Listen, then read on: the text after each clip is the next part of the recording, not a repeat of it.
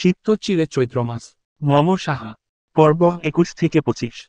হুড়মুড় করে কেমন অবসাদের বাতাস বয়ে গেল, প্রকৃতি নিবিড় করে। হা হুতাশ মাখানো অসুস্থ বাতাস। হাহাকার করা নিস্তব্ধ বাতাস। চিত্রা লোহার গেটটার হাতল ধরে ভেজা চোখে যেন কার পথ চেয়ে রইল। কার ফেরার আশায় যেন উতলা হলো তার দেহের ছোট্ট হৃৎপিণ্ডখানি। চিত্রা কেবল ঝাপসা চোখে অপেক্ষা করল কিছু সুখবরের।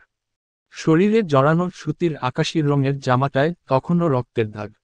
হাতে লেগে আছে শুকনো রত। আম্মা, আপনি ঘরে গিয়া বহেন। রাত 3টা বাজে এইখানে বইয়া আছেন, ঠান্ডা লাগবো তো। যান আম্মা, ঘরে যান। বাড়ির সবচেয়ে কমদামি মানুষ বৃদ্ধ দারোয়ান চাচার আদর মাখানো দুশ্চিন্তা চিত্রার কানে কয়েকবার প্রতিধ্বনি হয়ে ফিরে ফিরে গেল তার নীড়ে। চিত্রা অটল, স্থির হয়ে বসে রইল। বিশেষ হেলদোল দেখালো না সে। যেন তার অবহেলিত শরীরটায় অবহেলাটায় প্রাপ্য। কুকুর অবহেলায় অবহেলায় জলসে যাওয়াটাই তার প্রাপ্য। দারোয়ান চাচা হতাশার শ্বাস ফেলল, নিবিড় কণ্ঠে বলল, অন্তত আমার টুলটার উপরে উঠে বসেন, আম্মা। চিত্রা এবারও নিশ্চুপ। প্রাণহীন দৃষ্টিতে একবার তাকালো বৃদ্ধ দারোয়ানের দিকে। চোখে তখন অশ্রু কোনারাও বিরতি নিয়েছে, কিন্তু গাল তার তখনও ভেজা। বহু কষ্টে চিত্রা কাপা কাপা কণ্ঠে অপরাধী সুরে উচ্চারণ করল, আমি ইচ্ছে করে চাঁদনি বুবুকে ধাক্কা মারিনি, চাচা। তুমি তো আমায় বিশ্বাস করো, তাই না? বৃদ্ধ মতিউর রহমান গোলগাল মেয়েটার দিকে করুণ দৃষ্টিতে তাকালেন। মেয়েটার গালে তখনও নির্মম চোরের ছাপ স্পষ্ট। চুলগুলো বেজায় টানাটানিতে অগোছালো। বা চোখের কোণাটাও কেমন ফুলে আছে। কি মারটাই না মেরেছে। চিত্রা এবার বাঁধ ভেঙে হাউমাউ করে কেঁদে উঠল। নিজের ধুলোমাখা হাতের মাধ্যমে মুখ ডেকে কাঁদতে কাঁদতে অস্ফুট স্বরে বলল, আমি ইচ্ছে করে করিনি, চাচা। আমি এত মানুষ নই। চাচা গো, আপাটার কিছু হলে সে কলঙ্কের কালিতে যে আমি পুড়ে ছাই হয়ে যাব। আমার সে পাপের কি হবে শাস্তি? বৃদ্ধ মতিউর সান্ত্বনার ভাষা খুঁজে পেল না। তার সীমাবদ্ধতা যে খুবই অল্প।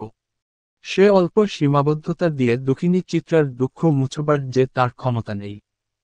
বড়জোর সে তার নিজের চক্ষুদয়ের অনাকাঙ্ক্ষিত অশ্রু মুছতে পারবে। চিত্রা কাঁদতে কাঁদতেই গেটের সাথে হেলান দিল। হুট করে সব অনাকাঙ্ক্ষিত ঘটনা যেন তার নামেই লিখে দিল সৃষ্টিকর্তা। এমন না হলে খুব বেশি কি ক্ষতি হয়ে যেত। চাঁদনি আপার রক্তাক্ত শরীরটা সবার প্রথমে সেই ছুঁয়েছিল। তার পিছে পিছে ছুটে এসেছিল দুলাভাইও। বাড়ির প্রত্যেকে ততক্ষণও হতভম্ব।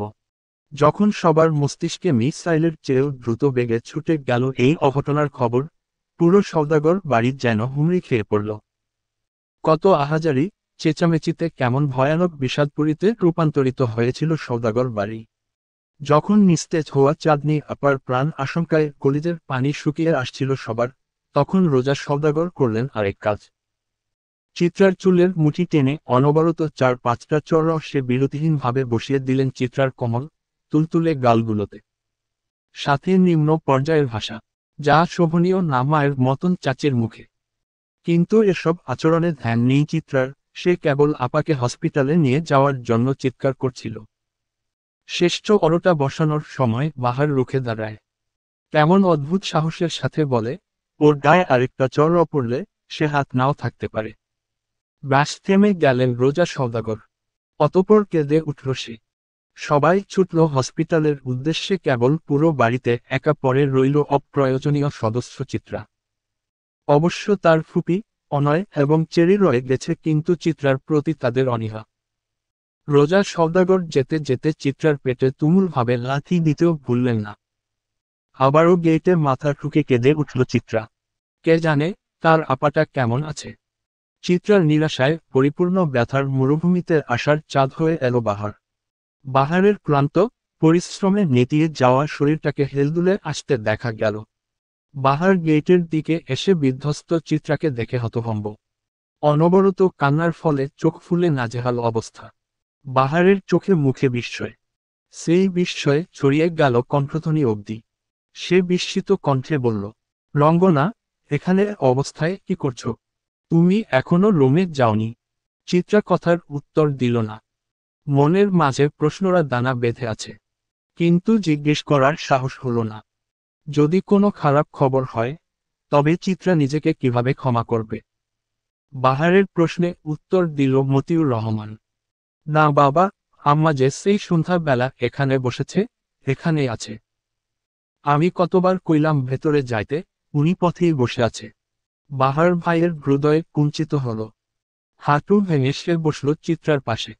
চিন্তিত কণ্ঠে বলল, এই মেয়ে, এখানে এভাবে বসে আছো কেন? মাথায় কি সমস্যা তোমার? কি অবস্থা নিজের করেছ? উঠো দেখি। আহ্লাদ পেয়ে গেল চিত্রার কান্না।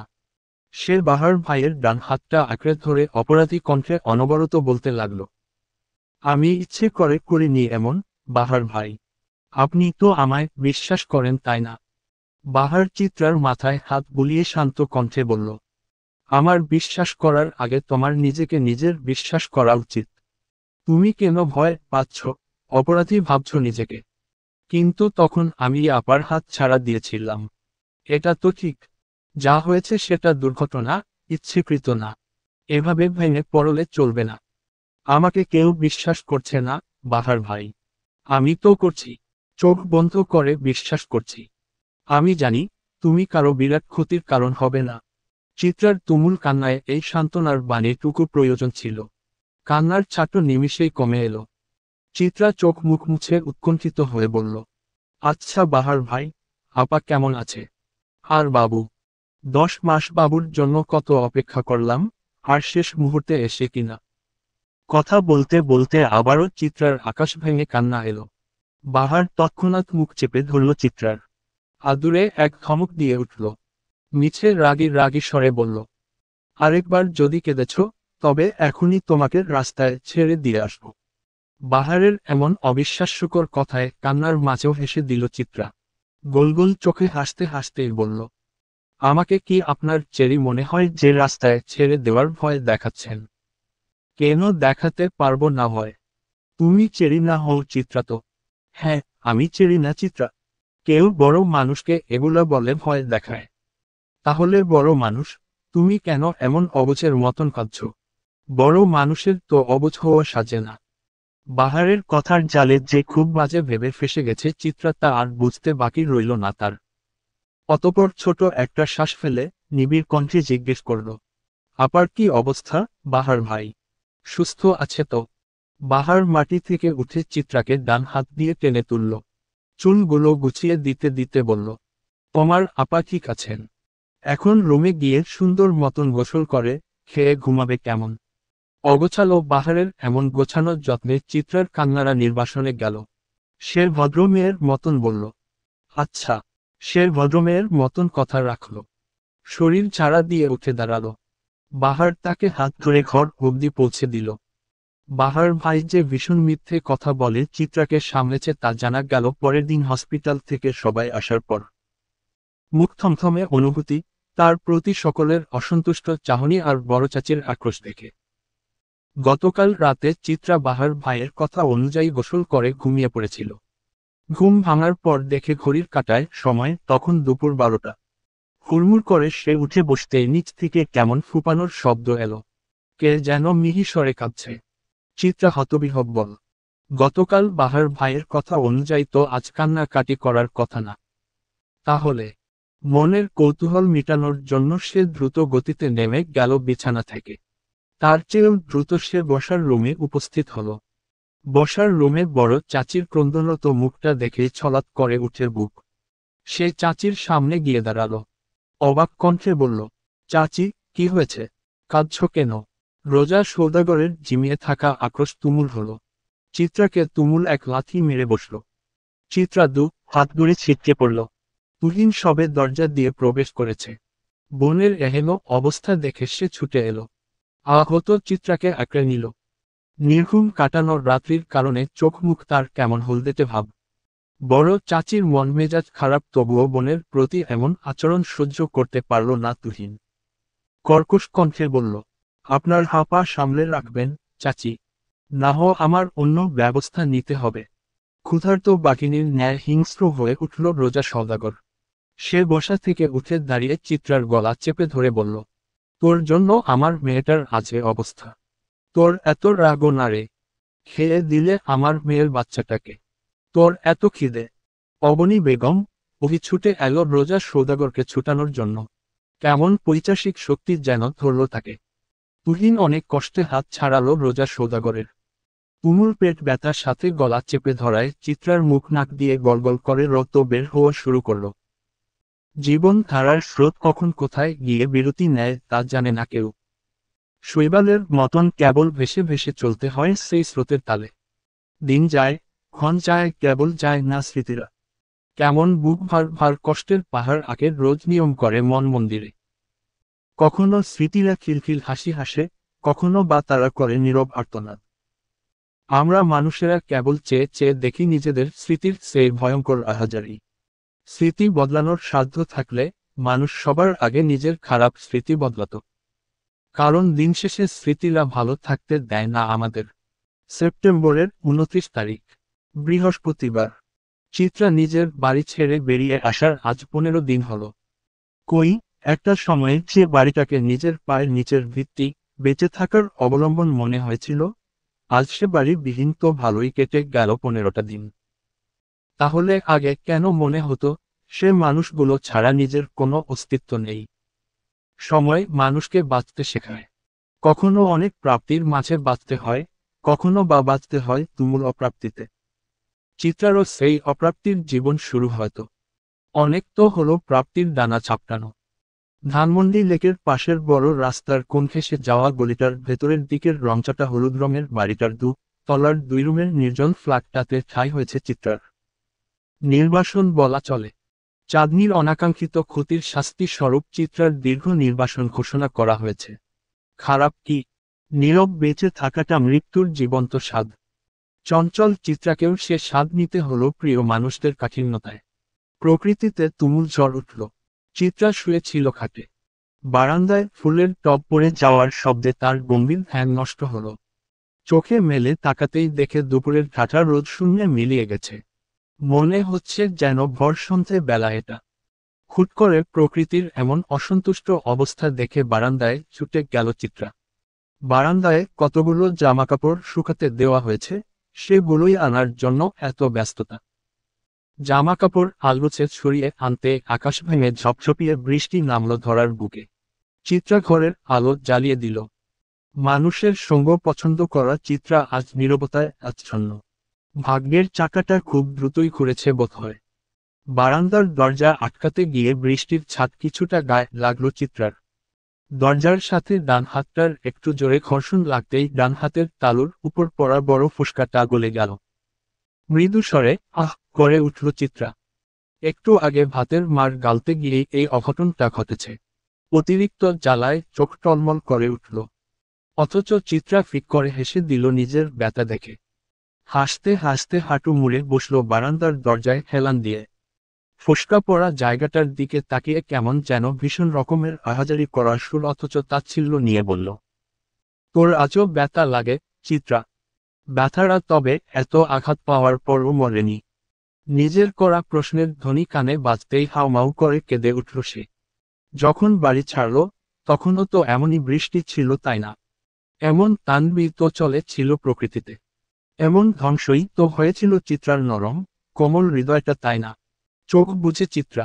চোখের পাতায় ভেসে উঠে সেদিন তার রক্তাক্ত মুখের দৃশ্যটা। চিত্রার নাক মুখ দিয়ে অনবরত রক্তের স্রোত বেরিয়ে আসতে দেখে ভয় পেয়ে যায় তুহিন। তার ভীত কণ্ঠে বাড়ির বাকি সদস্যদেরও দৃষ্টি পড়ে চিত্রার উপর। মেয়েটার শরীর নিস্তেজ প্রায়। অবনী বেগম ছুটে আসে, পাগলের মতন চিত্রার চোখ মুখে পানি ছিটাতে থাকেন। তুহিন হতভম্ব, সাথে হতভম্ব বাড়ির অন্যান্য মানুষেরাও। রোজা সৌদাগরও আকস্মিক ঘটনায় তাজ্জব বনে যায়। বোনের এই নাজেহাল অবস্থাতেও বাবাকে অটল দাঁড়িয়ে থাকতে দেখে অবাক হয় তুহিন। বাবার প্রতি ঘৃণায় রিরি করে উঠে তার শরীর। চিত্রা ততক্ষণে প্রায় বেহুশ অবস্থা। তুহিন বোনের হেলে যাওয়া শরীরটা হাতে আঁকড়ে ধরে বাবার দিকে প্রশ্ন ছুড়ে, আপনি সত্যিই মানুষ তো, আব্বু? নুরুল সওদাগর তেমন উৎকণ্ঠা দেখালেন না, বরং বেশ স্থিরে বললেন, ওকে ঘরে নিয়ে যাও, ডাক্তারকে কল করো। তুহিন তাচ্ছিল্য করে উঠে। জীবনের প্রথম তার কোনো মানুষকে ঘৃণা হলো। সে মুখ চামটি মেরে বাবাকে বলল, আপনার সেটা না ভাবলেও হবে, আব্বু। আমার বোন তো সামলে নিব না আমি। আপনি বরং আপনার সংসার সামলান। তুহিনের কথায় এবার একটু চিন্তার ভাঁজ পড়ল নুরুল সওদাগরের মুখে। কিঞ্চিত অবাক হয়ে বলল, তুমি ব্যবস্থা করবে মানে? যে মেয়েটা আপনাদের চক্ষুশূল, সে না আর আপনাদের চোখের সামনে না রইল। তুহিনের এমন পরিস্থিতিতে এমন কথা হয়তো আশা করিনি কেউ। তাই তো ফুপি ধমকে উঠে বলল, তুহিন, কি বলছিস বাবু তুই? মেয়েটার অবস্থাতেও এসব বলা লাগে? আপাতত কোনো ব্যবস্থা করর। খারাপ কিছু হয়ে গেলে পরে। ভালোই তো হবে, ফুপি। আপনাদের ঘরে থাকার চেয়ে আমার মনে হয় ওর মরে যাওয়াটা ওর জন্য সুখের, তাই না চিত্রার বড় চাচিম্মা? বাহারের হুট করে আগমন এবং এমন অপ্রাসঙ্গিক কথায় সবার মুখটা ছোট হয়ে এলো। নুরুল সওদাগর ধমক দিলেন বাহারকে। আঙ্গুল উঁচিয়ে বললেন, তোমাকে কেউ আমার মেয়ের ব্যাপারে বা আমার সংসারের ব্যাপারে কথা বলতে বলেছে? আপনার মেয়ে? হাসালেন তো। সুন্দর কৌতুক। তা আমি মনে করি, এমন বাবার মেয়ের এমন দুর্ভাগ্যই প্রাপ্য। এই যে তা তো হয়ে পড়ে থাকাটাই তার প্রাপ্য। শুনেছি বাবারা সন্তানের বরকত হয়। একমাত্র আপনাদের পরিবারেই দেখলাম বাবারা সন্তানের চরম সর্বনাশের কারণ। তোমাকে দুটো চর বসানো উচিত। বেয়াদব ছেলে। আরে স্যার, আগে নিজে তো আদবটা রপ্ত করুন, তারপর না অন্যকে বেয়াদব বলবেন। নুরুল সওদাগরের কথা সেখানেই থেমে গেল। বাহারের সাথে তর্কে জড়ানোটা নেহাতি বোকামি ছাড়া কিছু না। বাহার এগিয়ে আসলো চিত্রার কাছে। অহির দিকে তাকিয়ে বরফ আনার নির্দেশ দিল। অহি তৎক্ষণাৎ বরফ নিয়ে চলে এলো। চিত্রার নাকের কাছটাকে কিছুক্ষণ বরফ ধরে রাখতেই বন্ধ হয়ে গেল রক্তের স্রোত। চিত্রার নিভু নিভু চোখে তখনও জল গড়িয়ে পড়ছে। ভেজা ভেজা কণ্ঠে অস্ফুট স্বরে সে বলল, আমি সত্যিই চাঁদনি আপার ক্ষতি চাইনি, বাহার ভাই। আমি জানি। বাহারের ছোট্ট উত্তরটার পরে জ্ঞান হারালো চিত্রা। মেয়েটার বেহাল অবস্থা দেখে বুক কাঁপল বাহারের। সে তুহিনের দিকে তাকিয়ে গম্ভীর কণ্ঠে বলল, তুহিন, মেয়েটাকে বাঁচতে চাইল, নিরাপত্তা দিতে হবে। অথচ তোমার পুরো বাড়িটাই বর্তমানে তার জন্য অনিরাপদ জায়গা। যা করবে, ভেবে করো। বাহারের ইঙ্গিতের কথাবার্তা হয়তো তুহিন ঠিক বুঝল। বোনের মাথাটা চেপে ধরে বড় চাচির হতভম্ব মুখটার দিকে তাকিয়ে শক্ত কণ্ঠে জিজ্ঞেস করল, আপনি কি চান? আমি তোমাদের ভালোবাসি। তার চেয়ে বেশি ভালোবাসি আমি আমার সন্তানদের। চিত্রাকে সামনে দেখলেই আমার সন্তানের সর্বনাশের কথা মাথায় চলে আসে। বাকিটা তোমরা জানো। চাচির উত্তর শোনার পর তুহিন বাবার মুখের দিকে তাকালো। তার এতটুকু বিশ্বাস ছিল বাবা হয়তো এবার কিছু বলবে। কিন্তু তাকে ভুল প্রমাণ করে দিয়ে বাবা কিছুই বললেন না আশানুরূপ। বরং নিবিড় কণ্ঠে বললেন, ভাবি আমাদের সংসারের কর্ত্রী। তার কথাই শেষ কথা। অতঃপর তুহিন আর কারো পিছুডাক শুনল না। বোনকে নিয়ে এক কাপড়েই বেরিয়ে গেল। ছোট চাচি, ফুপি, ওহি সবাই এই পিছু ডাকল। কেবল যার ডাকার কথা ছিল সে এই মানুষটাই নীরব রইল। সওদাগর বাড়ির বহু পুরনো ভিত্তিটা কেঁপে উঠল। ভাঙ্গনের সুরে ইট পাথরগুলো যেন কেঁপে উঠল। এই বাড়িটাকে এক সূত্রে বেঁধে রাখার জন্য যেই নারী জীবনের সবচেয়ে বড় ত্যাগ করেছিল, আজ সেই নারীর হাত ধরে ভাঙ্গন শুরু। হঠাৎ বজ্রপাতে কেঁপে উঠল চিত্রা। শরীরও প্রায় কিছুটা ভিজে গিয়েছে। চোখের কোণে সরল গতিতে বেয়ে পড়ল অশ্রুরেখা। কেমন ছাড়খাড় করা দুপুর এটা! কেমন নিস্তব্ধ করা বেলা! বৃষ্টির শব্দকে ছাপিয়ে চিত্রার ডাক ভেসে এলো যেন ভয়াবহ বাতাস ভেদ করে। চিত্রা মনে মনে ভাবল হয়তো ভুল শুনেছে। পরপর আবারও ডাক ভেসে এলো। বারান্দা দিয়ে তাকাতেই ভেজা শার্ট লেপ্টে থাকা শরীরে বাহার ভাইকে দাঁড়িয়ে থাকতে দেখল সে। বাহার ভাইয়ের সাথে গত সপ্তাহে দেখা হয়েছিল। এরপর আর লোকটার খোঁজ নেই। আজ হুট করে কোথা থেকে উদয় হলো সে। চিত্রাকে ধ্যানে মগ্ন থাকতে দেখে বাহার তৃতীয়বারের মতন নাম ধরে ডাকল এবং নিচে আসার ইঙ্গিত দিল। চিত্রা মাথা দুলালো, প্রশ্নাত্মক দৃষ্টিতে তাকিয়ে বলল, নিচে আসব কেন? আপনি উপরে আসুন। বাহার বৃষ্টির জন্য ভালো করে চোখ মেলে তাকাতেও পারছে না। তবুও বারান্দার জানালা দিয়ে বেরিয়ে আসা চিত্রার মুখমণ্ডলের দিকে তাকিয়ে বলল, তাড়াতাড়ি আসলে আসো, না বসে থাকো। এত কৈফিয়ত দিতে পারছি না। চিত্রা অধৈর্য হয়ে বলল, দাঁড়ান দাঁড়ান, আসছি। বাহারের মাথায় দুষ্টবুদ্ধি চাপল। সে মিটমিটিয়ে হেসে বলল, তাড়াতাড়ি আসো মেয়ে। বৃষ্টি যে আমাকে ভিজিয়ে নাজেহাল করে দিচ্ছে, অথচ আমার ভেজার কথা ছিল তোমার প্রেম বৃষ্টিতে। এমন খোলামেলা অস্ফুটে বাহারের লাগামহীন কথাতে তাজ্জব বনে গেল চিত্রা। সে দ্রুত মাথা ভিতরে ঢুকিয়ে ফেলল। লজ্জায় খানিকটা সময় চুপ ছিল। অতঃপর ফ্ল্যাটের দরজা আটকে ছুটে গেল নিচে। তুমুল বৃষ্টিতে ভিজে, শীতে জবুথুবু চিত্রার শরীর। হাঁটতে হাঁটতে চলে এসেছে অনেকটা দূর। বাহার ভাইয়ের নাকে আজ ভেজা শহর দেখার শখ জেগেছে। সেই শখ পূরণ করতেই তার ছুটে আসা। চিত্রাকে শীতে কাঁপতে দেখে আর চোখে তাকালো বাহার। ঠাট্টার স্বরে বলল, অত কাঁপি করে লাভ নেই মেয়ে, টিভির হিরোদের মতন গায়ের জামা খুলে দিতে পারবো না। আমারও তো লজ্জা টজ্জা আছে নাকি? বাহারের কথায় গোল গোল চোখ করে তাকিয়ে রইল চিত্রা। ভাষাহারা তার কণ্ঠ। বিস্মিত কণ্ঠে সে বলল, বাহার ভাই, আজ কথার লাগাম ছেড়েছেন নাকি? না না, ছাড়িনি। কেবল বৃষ্টির পানিতে ধুয়ে গেছে বেড়িবাঁধ। ও তুমি চিন্তা করো না, বৃষ্টি চলে গেলে অনুভূতিরাও আবার লুকিয়ে যাবে। বাহার ভাই জানেন, আপনি আমার বিশাল পূর্ণতা, অথচ আমি মানুষটা গোটা এক শূন্যতা। আপনিও কি তবে আমায় ছেড়ে যাবেন? ছাড়তে যদি হয়, তাই তো ধরতে করছি ভয়। আপনি আমার বৃষ্টির দিনে এক কাপ চা, তুমি আমার বৃষ্টির দিনে গরম গরম খিচুড়ির মাঝে তেলতেলে ইলিশ মাছ ভাজা। মিষ্টি মিষ্টি কথাকে শেষ মুহূর্তে এসে ঠাট্টায় উড়িয়ে দিল বাহার ভাই। আবার নিজেই হা হা করে হেসে দিল। চিত্রা প্রথমে হতভম্ব হয়ে গেলেও পরক্ষণে সেও হেসে দিল বাঁধন ছাড়া হাসি। ভেজা রাস্তায় তুমুল বর্ষণে পৃথিবীর সবচেয়ে সুন্দরতম দৃশ্য বোধ হয় এটা। জন মানুষ জনের দিক থেকে তুমুল ভেঙে যাওয়া, অথচ জনের সান্নিধ্যে চরম সুখী। অপ্রাপ্তির মাঝে সবাই হাসতে জানে না, সবাই হাসাতে জানে না, যারা জানে তারা প্রত্যেকে এক একজন দারুণ মানুষ। ভেজা শরীরে গরম গরম খিচুড়ির সাথে ইলিশ মাছ ভাজা দিয়ে পেট পুড়ে খেয়ে নিল দুজনেই। চিত্রা মাছ বাঁচতে পারে না বলে খুব যত্নে সে কাজটা করে দিল বাহার ভাই। ভাবা যায়, একজন অগোছালো মানুষ কোনো একটা মানুষের কাছে এসে নিপাট ভালো মানুষ হয়ে যায়। ভালোবাসা সব পারে, তাই তো ভালোবাসা সুন্দর। খিচুড়ি খেয়ে বেরুতেই চিত্রাকে থামিয়ে দিল বাহার। চিত্রা অবাক হলো, অবাক কণ্ঠে বলল, বাসায় যাবেন না? অনেকক্ষণ তো হলো। বাহার হাসল, মিষ্টি কণ্ঠে বলল, তোমার জন্য একটা সারপ্রাইজ আছে। কি সারপ্রাইজ? বাহার চিত্রাকে ইশারা করল পিছে তাকাতে। তখনও প্রকৃতিতে বর্ষণ অবস্থানরত। চিত্রা পিছু ফিরেই বৃষ্টির মাঝে ঝাপসা ঝাপসা ভাবের মানুষটার মুখ দেখতেই অবাক হয়ে গেল। অবিশ্বাস্য দৃষ্টিতে একবার বাহার ভাইয়ের দিকে তাকিয়ে ছুটে গেল তার সামনে দাঁড়িয়ে থাকা মানুষটার দিকে। নিঃসংকোচে জড়িয়ে ধরল সে মানুষটাকে। চোখের মাঝে তখন তুমুল খুশির অশ্রুরা।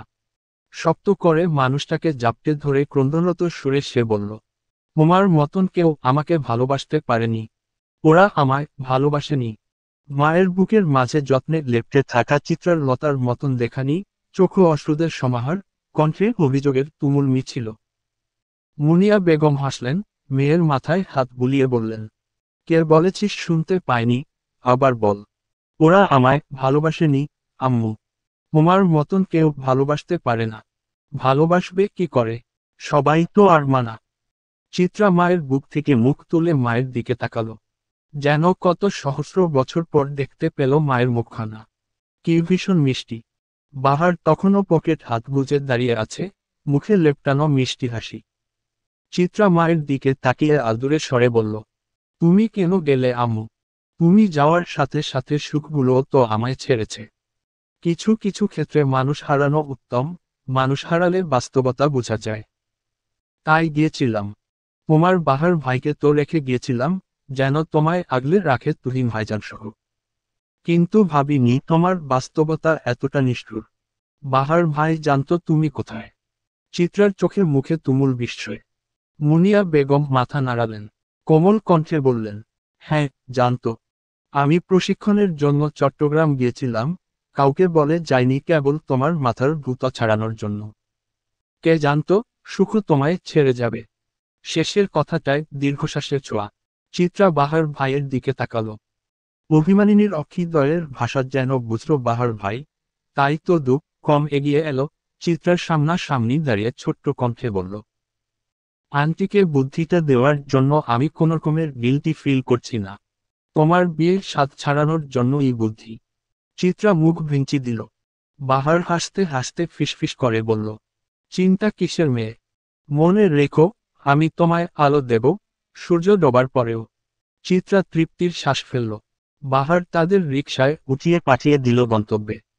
রিকশার বিপরীতে হাঁটা ধরল সেও, গুনগুনিয়ে গেয়ে উঠল, ভুলভাল ভালোবাসি, কান্নায় কাছে আসি, ঘৃণা হয়ে চলে যায় থাকি না, কথা বলি একা একা, সেধে এসে খেয়েছে একা, কেন গাল দাও আবার বুঝি না। আফজাল সওদাগর যখন বাড়ি ফিরলেন, বাড়ির এমন বিধ্বস্ত অবস্থা দেখে সে প্রায় হতভম্ব। ছোটবেলা থেকে পরিবারকে আগলে রাখার এক অদম্য শখ তার মনে ছিল। ভাই বোনদের সে খুব ভালোবাসতেন, তাই তাদের আগলিয়ে রাখার নিখুঁত এক চেষ্টা চলত তার ভেতর। আর তার চেষ্টাকে সবসময় সাহায্য আর সম্মান করেছে তার অর্ধাঙ্গিনী। একমাত্র এ পরিবারটাকে এক রাখার জন্য কত কিছু সে মনের মাঝে দাফন করেছেন, আর আজ সেই রোজা সওদাগর কিনা কারো ভেঙে যাওয়ার কারণ। ফ্যাকাশে মুখ নিয়ে আফজাল সওদাগর বসে আছেন তার রুমের আরাম কেদারায়। চোখে মুখে তার ভেসে উঠেছে কালো অতীতের কিছু স্মৃতি। জীবনে উপরে ওঠার জন্য, নিজের স্বার্থের জন্য কম পাপ করেননি। ক্ষমতার কারণে সে ধামাচাপা দিয়েছে কত পাপ। বাহিরের দুনিয়ার সাথে সে যতটা শক্ত, পরিবারের জন্য ঠিক ততটাই কোমল। কিন্তু আজ কি হলো অবশেষে? পাপ তো বাপকেও ছাড়ে না। আফজাল সওদাগরের সামনে ঠান্ডা লেবুর শরবত নিয়ে দাঁড়িয়ে আছেন রোজা সওদাগর। মুখে তার কথা নেই, গম্ভীরতা পুরো মুখ জুড়ে। আফজাল সওদাগর লেবুর শরবতটা নিলেন না, বরং অদ্ভুত কণ্ঠে বললেন, আমার যুবক বয়সের পাপের শাস্তি কি তুমি এখন দিচ্ছ? স্বামীর গম্ভীর কণ্ঠে কাঁপলেন রোজা সওদাগর, কিন্তু কথা বললেন না। ঠায় দাঁড়িয়ে রইলেন চুপচাপ। আফজাল সওদাগর অনেক বছর পুরনো প্রতিজ্ঞার কথা ভুলে গেলেন এক নিমিষেই। স্ত্রীর হাতের শরবতের গ্লাসটা ছুঁড়ে ফেললেন মেঝেতে। ঝনঝন শব্দে ভেঙে টুকরো টুকরো হলো গ্লাসটা। সাথে ভীত হলো রোজা সওদাগরও। মিনিট ব্যবধানের সশব্দে চড়াও পড়ল তার গালে। সে তাজ্জব, হতভম্ব হয়ে ফ্যালফ্যাল তাকিয়ে রইল স্বামীর পানে। আজ থেকে 23-24 বছর আগে দেওয়া কথাটা ভেঙে ফেলেছে তার স্বামী, তা যেন সে মানতে পারল না। আফজাল সওদাগরের তখন চোখ দিয়ে ঝরছে অগ্নি। সেই আগুনে সে যেন জ্বালিয়ে দিবে তার অর্ধাঙ্গিনীকে। কণ্ঠে তার তুমুল ক্ষোভ, চিৎকার দিয়ে বলে উঠলেন, তোমার সাহস হলে কিভাবে আমার অবর্তমানে আমার পরিবারটাকে এক ছিন্ন বিচ্ছিন্ন করার? ফকিন্নির বাচ্চা। রোজা সওদাগর নিরুত্তর। অনেক দিন পর স্বামীর পুরনো রূপ দেখে প্রায় সে নিশ্চুপ হয়ে গেছে। মানতে কষ্ট হচ্ছে তার যে এটাই তার স্বামী। আফজাল সওদাগরের মুখের ভাষা বিশ্রী থেকে বিশ্রী হল। ক্রোধ ঝরে পড়ল সারা শরীর উপচে। টিপতে না পেরে রোজা সওদাগরের চুলের মুঠি টেনে ধরলেন, বা গালে আরও একটা চড়াও বসিয়ে বললেন, ফকিন্নির মেয়ে হুট করে রাজার আসনে বসলে তো এমনই হবে। তুই আবার আমার ভাইয়ের মেয়ের গায়ে হাত তুলিস? তোর সাহস দেখে আমি অবাক। আপনার সাহস দেখেও আমি অবাক। ভুলে যাচ্ছেন, আমার কাছে আপনার ইজ্জত আমানত আছে। এমন কিছু করবেন না যে আমার সবটা মেলে দিতে হয় সবার সামনে। রোজা সওদাগর যে খুব নিবিড় একটা হুমকি দিল তা বুঝতে বাকি রইল না আফজাল সওদাগরের। তার রাগ তখন সীমা পেরিয়ে গেল। অনবরত আঘাত করতে থাকল তার স্ত্রীকে। তাদের ঘরের এমন হইচই শুনে অবনী বেগম, ওহি, চাঁদনি সহ সবাই ছুটে আসে। এমন বিরল ঘটনা ঘটতে দেখে তারা রীতিমতো অবাকে হা হয়ে রইল। লতা বেগম আর অবনী বেগম এসে হাত ছুটানোর চেষ্টা করল, কিন্তু আফজাল সওদাগরের পুরুষ শক্তির কাছে তাদের জোড়াজড়িটা খুবই স্বল্প। চাঁদনির শরীর তখনও দুর্বল, কণ্ঠে অসুস্থতার ছোঁয়া, তবুও সে এই ক্ষীণ কণ্ঠে বলল, আব্বু, কি করছো? আম্মুকে ছাড়ো। মেয়ের দুর্বল কণ্ঠ কর্ণদয়ে পৌঁছাতেই হাতের চাপ দিলে করে দিল আফজাল সওদাগর। ছেড়ে দিলেন অর্ধাঙ্গিনীকে। মেয়ের দিকে তাকিয়ে সে স্তব্ধ হয়ে যায়। তাকে নিয়ে সবার মনে যে সম্মানের জায়গা ছিল, আজ সে জায়গাটা কেমন যেন হালকা হয়ে গেল। রোজা সওদাগরও তেমন প্রতিক্রিয়া দেখালেন না। সেও চায়নি তার স্বামীর সম্মান কিঞ্চিত কমুক। তাই তো ঘটনার ধামাচাপা দিতে ক্ষীণ স্বরে বলল, সবাই বের হও, উনি মাত্র এসেছেন তো তাই মাথা গরম। তোমরা যাও এখন। সাথে সাথে সবাই বেরো হয়ে গেল বিনা প্রতিবাদে। অহি চাঁদনিকে ধরে নিয়ে গেল। আফজাল সৌদাগরও আবার বসে পড়লেন আরামকেদারা খানায়। সে তার জীবনে ভাই, ভাইদের ছেলে মেয়ে, বোন, বোনের ছেলেকে অনেক বেশি ভালোবেসেছে। আর চিত্রাকে বোধহয় একটু বেশি ভালোবেসেছে, কারণ সে চিত্রার মাঝে তার অতীতের খুব গোপনের মায়া মায়া আদুরে সেই কন্যার প্রতিচ্ছবি খুঁজে পায়, যার প্রতি দায়িত্বহীন হয়েছিল বিধায় তার অগোচরে সে কন্যা দলে পড়েছিল মৃত্যুর মুখে। সে নিজেকে ক্ষমা করতে পারেনি, না প্রায়শ্চিত্ত করতে পেরেছে সে পাপের। তন্মধ্যে রোজা সৌদাগরের এহেন আচরণ তাকে আরো ভেঙে দিয়েছে। তাই তো সে হারিয়ে ফেলল নিজের এতদিনের ব্যক্তিত্ব, কিংবা বলা যায় খোলস। তপ্ত দুপুরে ঘামে ভিজে একাকার অহির শরীরখানা। কি মারাত্মক রোদ উঠেছে পহেলা অক্টোবরের আকাশে। বিরক্তের আকাশে হুট করে মুগ্ধতা নিয়ে হাজির হলো নৌসাদ। সাদা শার্ট, গলায় টাই, কালো প্যান্টে মারাত্মক সুন্দর লাগছে লোকটাকে। অভি যখন নওশাদের এমন রূপ দেখল, সে বেশ অবাক হয়েই তাকিয়ে রইল নওশাদের পানে।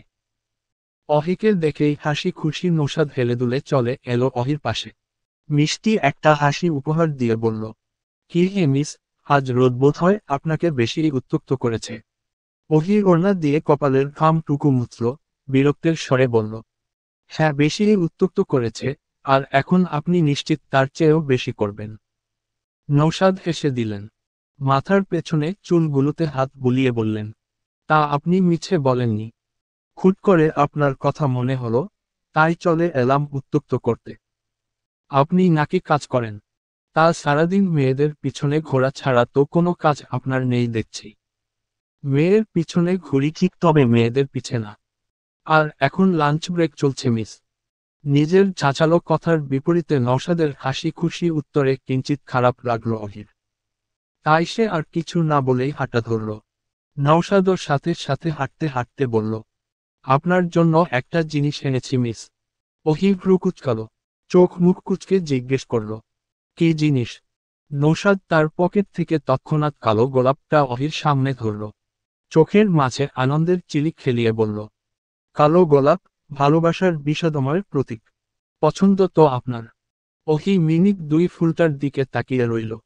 হুট করে তুমুল মাথা ব্যথায় তার চোখ বন্ধ হয়ে আসার উপক্রম। কেমন যেন শিরা উপশিরায় আন্দোলন চালালো রাগ। নওশাদের হাত থেকে ছিনিয়ে নিল গোলাপটা এবং ভীষণ নিষ্ঠুরভাবে কয়েক টুকরো করে ছুঁড়ে মারল তা দূরে। নওশাদ কেবল ফ্যালফ্যাল করে দেখল সবটা। সে যেন কোনো ভাষা খুঁজে পেল না। অহির কাছে এমন একটা আচরণ সে ঠিক আশা করেনি বলা যায়। অহি তুমুল রাগে হেঁটে চলে গেল কয়েক পা। নৌশাদ তখনও ঠাঁই দাঁড়িয়ে। এই গোলাপটা কেনার জন্য সে অফিস ছুটি নিয়েছে, ফুলের দোকানের কর্মচারীটার সাথে কথা কাটাকাটি করেছে, অথচ যার জন্য এটা কেনা হলো, সে কি করল? অহি কয়েক পা এগিয়ে আবার থেমে গেল। ফিরে তাকালো নওশাদের থমথমে মুখটার দিকে। খারাপ লাগায় চেয়ে গেল তার মনের আঙিনা। সে আবার পিছু ফিরল, পিছুটান টেনে নিয়ে গেল তাকে নৌশাদ অবধি। অহি ক্ষীণ স্বরে মাথা নত করে বলল, মন খারাপ করবেন না। আমি আসলে ফুল পছন্দ করি না। ফুল দেখলেই ছিঁড়ে ফেলতে ইচ্ছে হয়। বলা যায় এটা আমার একটা মানসিক রোগ, যা কেউ জানে না। খুব ছোটবেলার বিদ্ঘুটে ঘটনার প্রভাবে আমার এই মানসিক রোগ, যা মাঝে মাঝে মানুষ খুন করার ইচ্ছে জাগাতেও সাহায্য করে। নিবিড়, নিশ্চুপ স্বচ্ছ জলে পরিপূর্ণ ছোট্ট একটা পুকুরের পাশের বেঞ্চিতে বসে আছে অহি এবং নৌশাদ। রোদ চিমিয়ে বিকেল প্রায়। প্রকৃতিও বেশ চুপচাপ। নৌশাদ তাকিয়ে আছে অহির দিকে, চোখে মুখে তার প্রশ্নের ছড়াছড়ি। ভেতরের অনুভূতিরা অধৈর্য, উৎকণ্ঠিত। কিন্তু সে অহিকে সময় দিল, নিজেকেও প্রস্তুত করল অপ্রস্তুত কিছু শোনার জন্য। অহি দীর্ঘক্ষণ সময় নিল। কিছু কথা যখন বলা হয় না পরিস্থিতির চাপে, তখন তা যুগ যুগ ধরে স্মৃতির পাতায় থাকতে থাকতে চাপা পড়ে যায়। চাইলেও তখন আর তা খুব সহজে মেলে ধরা যায় না। অহির অবস্থাও ঠিক তাই। খুব বাজে অভিজ্ঞতা ভুলে যাওয়ার চেষ্টা চালাতে চালাতে আজ তা ধুলো পড়ে ধোঁয়াশা হয়ে গেছে। সেই ধুলো পরিষ্কার করতে কিঞ্চিত সময় তো লাগবেই। প্রায় মিনিট 10 পর অহি মুখ খুলল, কণ্ঠধ্বনিরা প্রস্তুত হলো বিভীষিকাময় কথাগুলো বলার জন্য। ভীষণ বিশাল এক দীর্ঘশ্বাস ফেলে সে বলা শুরু করল, ছোটবেলা থেকে আমার মা আমার ব্যাপারে ভীষণ উদাসীন ছিল, সেই উদাসীনতার জন্য ছোট বয়সে আমার সাথে ঘটে গিয়েছে বড় বিপর্যয়। আমার বয়স তখন 7 কিংবা 8 হবে। বাবা মায়ের একদিন তুমুল কথা কাটাকাটি, অবশেষে কথা কাটাকাটির অবসান ঘটল আমাকে গৃহান্তর করার মাধ্যমে। মায়ের জেদের কারণে আমার এত বড় বাড়ি, এত সুন্দর পরিবার থাকতেও আমাকে পাঠানো হয় হোস্টেল।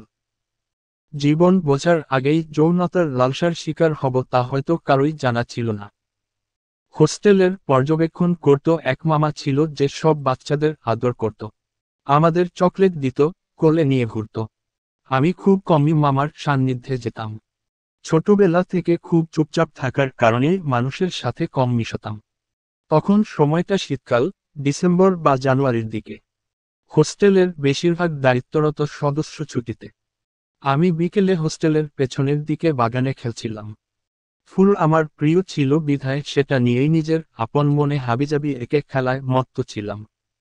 এর মাঝেই সেই লোকটা এলো যে সব বাচ্চাদের আদর করত। তথাকথিত নিয়মে সে আমার মাথায় গালে হাত বুলিয়ে দিল, চকলেট দিল, অথচ আমি নিলাম না। বাচ্চা হলেও বুঝতাম অপরিচিত কারো কাছ থেকে কিছু নেওয়া উচিত না। মামা তখন একটা সূর্যমুখী ফুল এনে আমার হাতে দিল, আমি তো খুশিতে আত্মহারা। আমাকে হাসি খুশি দেখে মামা কোলে নিলেন। আমিও বেশ আনন্দে কোলে উঠে গেলাম।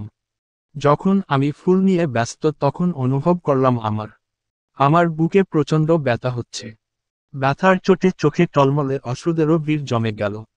আমি উফ করে শব্দ করে উঠলাম। মামার দিকে তাকিয়ে বললাম, মামা, ব্যথা।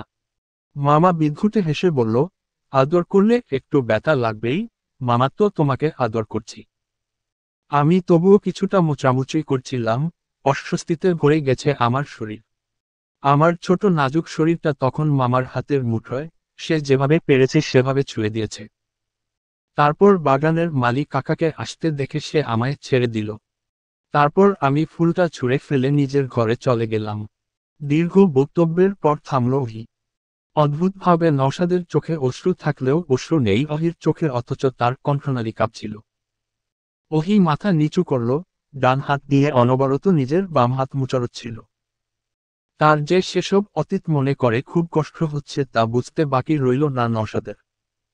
তাই তো সে গলা পরিষ্কার করে বিবশ কণ্ঠে বলল, আজ না হো থাক, অতীত না হো অতীতে থাকুক। ওহি হাসল, তাচ্ছিল্য করে বলল, ঘৃণা হচ্ছে তাই না আমার উপর? হওয়াটাই স্বাভাবিক। অহির কথার ধরনে হতবিহ্বল নৌশাদ তাজ্জব হয়ে বলল, কি বলছেন? আপনার খারাপ লাগছে বিধায় না করেছি। ওহি হাসল, দীর্ঘশ্বাস ফেলে বলল, এখন আর খারাপ লাগে না। এত বছর নিজের মাকেও বলতে পারিনি এসব কথা। কেবল আমি আর আমার ওই আল্লাহ জানতো আমি যে কি লুকিয়ে বেঁচেছিলাম। আজ যেহেতু বলা শুরু করেছি, তাহলে বলি, কথাটাই যেন কেমন নিবিড় আর্তনাদ ছিল। বিদ্ঘুটে অতীত বের করে মন হালকা করার একটা হাহাকার ছিল যা ছুঁতে পারল নওশাদকে। সে জির কণ্ঠে বলল, আমি শুনছি, তবে আপনি বলুন। ওহি পুকুরের ঝলমলে স্বচ্ছ জলরাশির দিকে তাকিয়ে বলা শুরু করল, সেই দিন আমার সাথে ঘটা বিদ্ঘুটে ঘটনাটা কিঞ্চিত নাড়িয়ে দিয়েছিল আমাকে। কই, বাবা চাচা সবাই তো আমাকে আদর করত, কিন্তু কখনো এমন ব্যথা দেওয়া আদর তো করত না। সন্ধ্যার দিকে যখন সব নিরিবিলি মালি কাকা এলেন আমার ঘরে, আমি তখন পড়ার টেবিলে বই নিয়ে বসেছি। কাকা এসে আমার পাশে হাঁটু ভেঙে বসলেন, তার চোখে মুখে কি যেন একটা হাবভাব। সে আমাকে কেমন ক্ষীণ কণ্ঠে বললেন, তোমার সাথে ফজলু কিছু করছে। আমি এক ঝটকায় বুঝে ফেললাম কাকা বিকেলের সেই ঘটনার কথা বলছে। আমি ভয় পেয়ে গেলাম, অনবরত ডানে বামে মাথা নাড়াতে নাড়াতে বললাম, না। মালি কাকা আমার মাথায় হাত বুলিয়ে চলে গেলেন তখনই। আমার ছোট মনে তখন অনাকাঙ্ক্ষিত ভয়ের হানা দিল। সেই ঘটনার 3 দিন পরের কাহিনী। আমি রাতে খাবারের পর দাঁত ব্রাশ করতে করতে হোস্টেলের পিছনের বারান্দায় গেলাম, যেটা আমার অভ্যাস ছিল। সেখানেই হোস্টেলের কর্মচারীদের কোয়ার্টার ছিল। আমি হঠাৎ ভীষণ হাসাহাসির শব্দ শুনলাম ওই মামার ঘর থেকে। তার দরজাটাও হালকা খোলা ছিল। আমি ধীরে ধীরে পৌঁছে গেলাম সেই ঘরটাতে। কিন্তু দরজা পুরোটা হাত দিয়ে খুলে দিতে আমি হতভম্ব। ভেতরের দেখা দৃশ্যটার জন্য আমি প্রস্তুত ছিলাম না। এত অপ্রত্যাশিত কিছু ছিল। আমাদের খাবার সার্ভ করা খালা আর মামা ছিলেন সে ঘরে। আমি ভয় পেয়ে ছুটে আসতে নিলেই খালা দৌড়ে এসে ধরে ফেললেন আমায়। মামার চোখে তখন উপচে পড়া লালসা। মামার লালসাকে সায় দিলেন খালাও। সে আমাকে জোর করে ধরে আমার জামার পেছনের চেইনটা খুলে দিলেন। একজন মহিলা, যার কন্যার বয়সী হয়তো ছিলাম আমি, সে কিনা মামাকে খুশি করতে আমায় বলিদান করার জন্য উঠে লেগেছিল। মামার এলোমেলো নোংরা ছোঁয়ায় আমি নেতিয়ে গিয়েছিলাম। তারপর কথা থেমে গেল অহির। তুমুল কান্নায় ভেঙে পড়ল সে। নওশাদও আবিষ্কার করল তার হৃৎপিণ্ড প্রয়োজনের তুলনায় বেশি বিট করছে। অস্বাভাবিকভাবে কাঁপছে তার শরীর। ঘৃণায় ভরে উঠেছে অনুভূতিরা। ছোট একটা মেয়েকেও কিনা ছাড় দেয়নি। সে চাইল অহির কাঁধে ভরসার হাত দিয়ে চোখের জল মুছিয়ে দিতে, কিন্তু সে তা করল না। কারণ অহির মনে এখন অতীতের নোংরা ছোঁয়ার স্মৃতি কিলবিল করছে।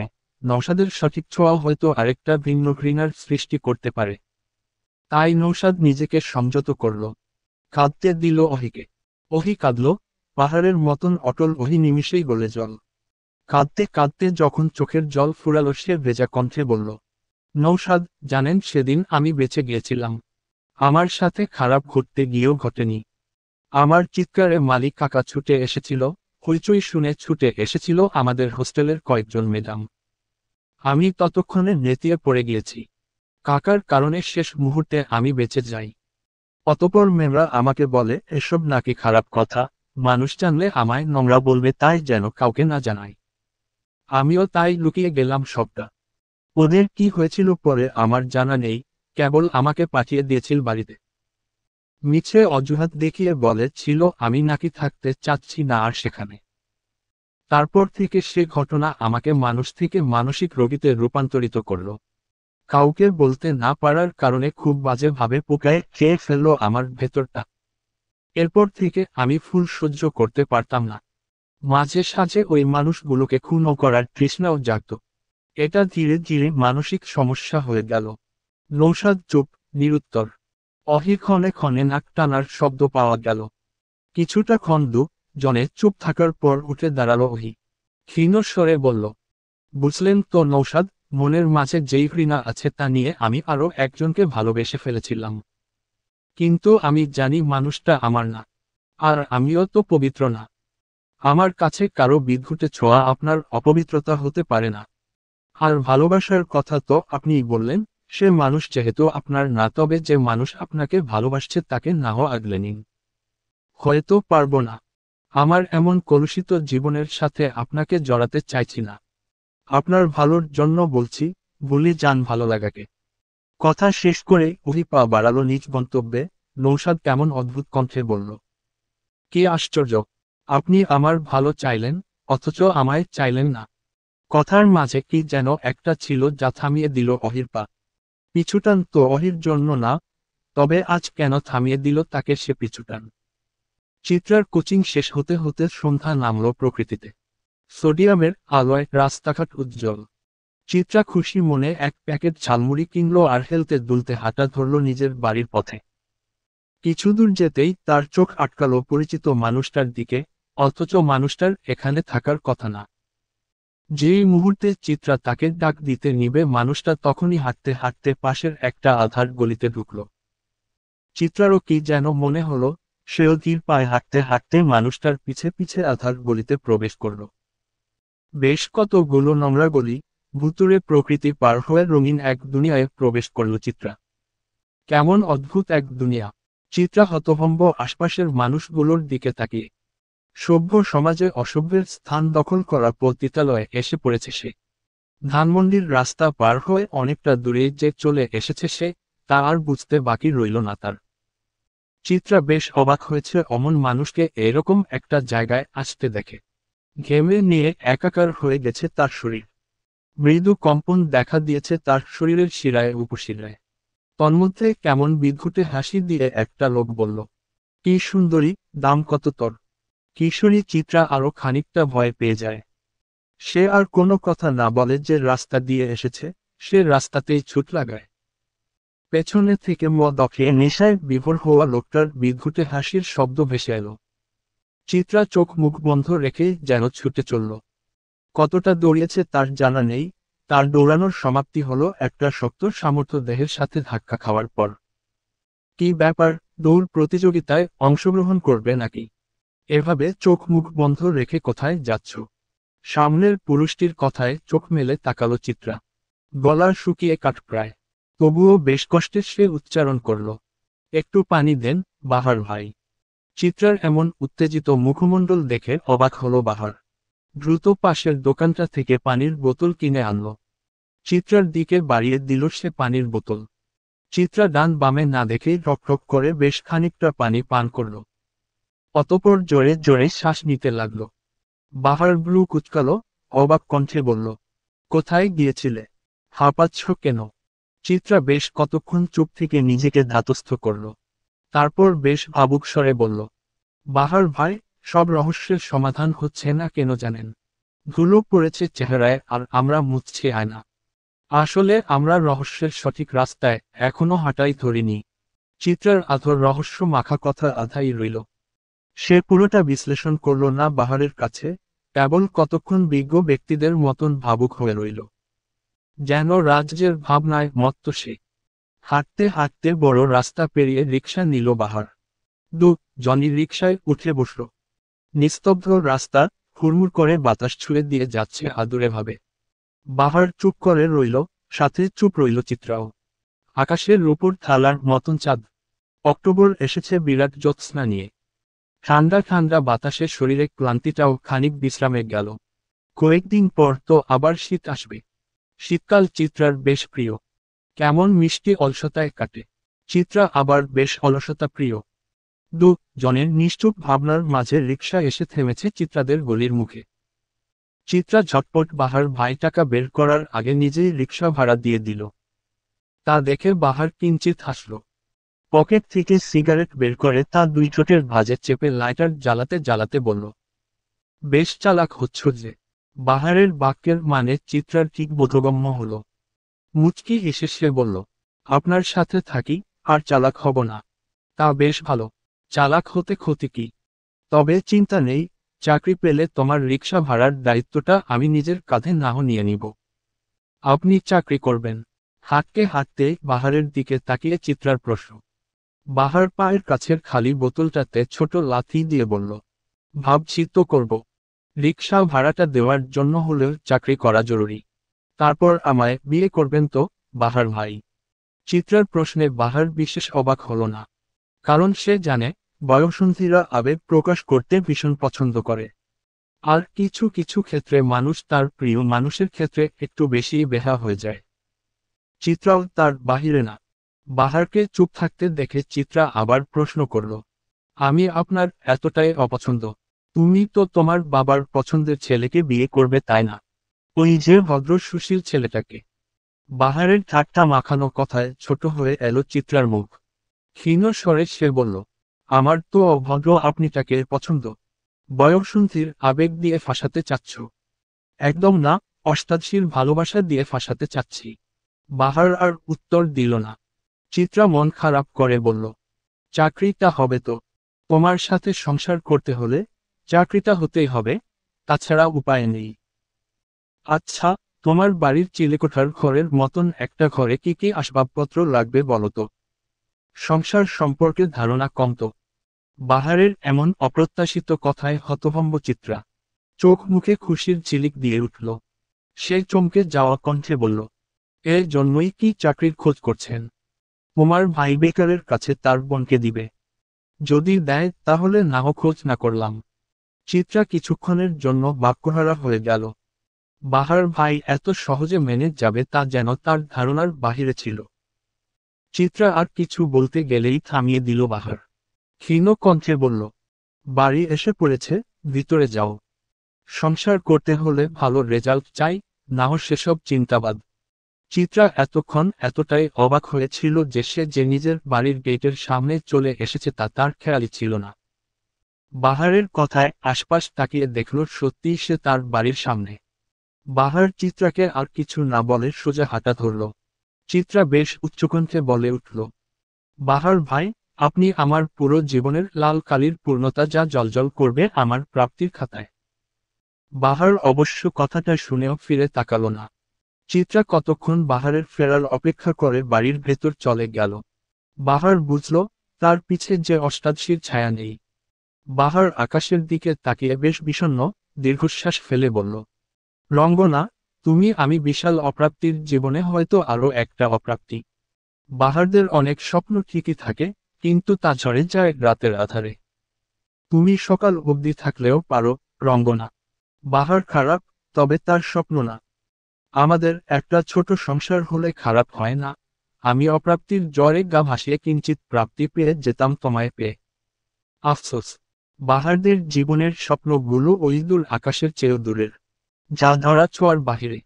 তুমি না মেয়ে, বৃষ্টি হয়ে দিও ছুঁড়ে। বাহারের কথাগুলো কি শুনল রঙ্গনা? হয়তো না। তাতে কি? একটা গোটা রাত তো দেখল সংসার সাজানোর স্বপ্ন কত সুন্দর হয়। একটা গোটা আকাশ তো জানল অপ্রাপ্তিদের কত বেদনা হয়। মহিনের কেসটা বন্ধ করে দেওয়া হয়েছে আরও সপ্তাহখানেক আগে। একদম গোলকধাঁধার মতন এটা একই জায়গায় কেমন ঘুরপাক খাচ্ছিল, তাই তো বন্ধ করে দেওয়া হয়। মহিনের ভাই মাহতাবি বন্ধ করে দিতে বলে। এই গোলকধাঁধায় আর কতদিনই বা ঘুরপাক খাবে? এর চেয়ে থেমে যাক সব ঝামেলা। নুরুল সৌদাগররা লাস্টে আরেকটা ক্লু পেয়েছিল যে সিড নিক্ষেপ করা ছেলেদেরকে অনবরত যে সিম থেকে ফোন দেওয়া হতো সেই সিমটা কার নামে। ইনভেস্টিগেশন করতে গিয়ে দেখা গেল ওই দুই ছেলের মাঝে একজনের আইডি কার্ড দিয়ে সিমটা কেনা হয়েছিল। কাকে ধরবে আসামি হিসেবে? ওই ছেলে দুটোকেও তো খুনও করা হয়েছে। পরপর তিনজন মানুষকে একই ব্যক্তি খুনও করেছে, কিন্তু সঠিক স্বচ্ছ প্রমাণের অভাবে বন্ধ হয়ে গেল ইনভেস্টিগেশন।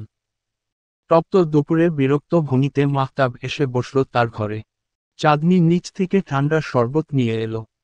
আজকাল মাহতাব হুট করেই কেমন রেগে যায়। মেজাজ চরম খিটখিটে থাকে তার।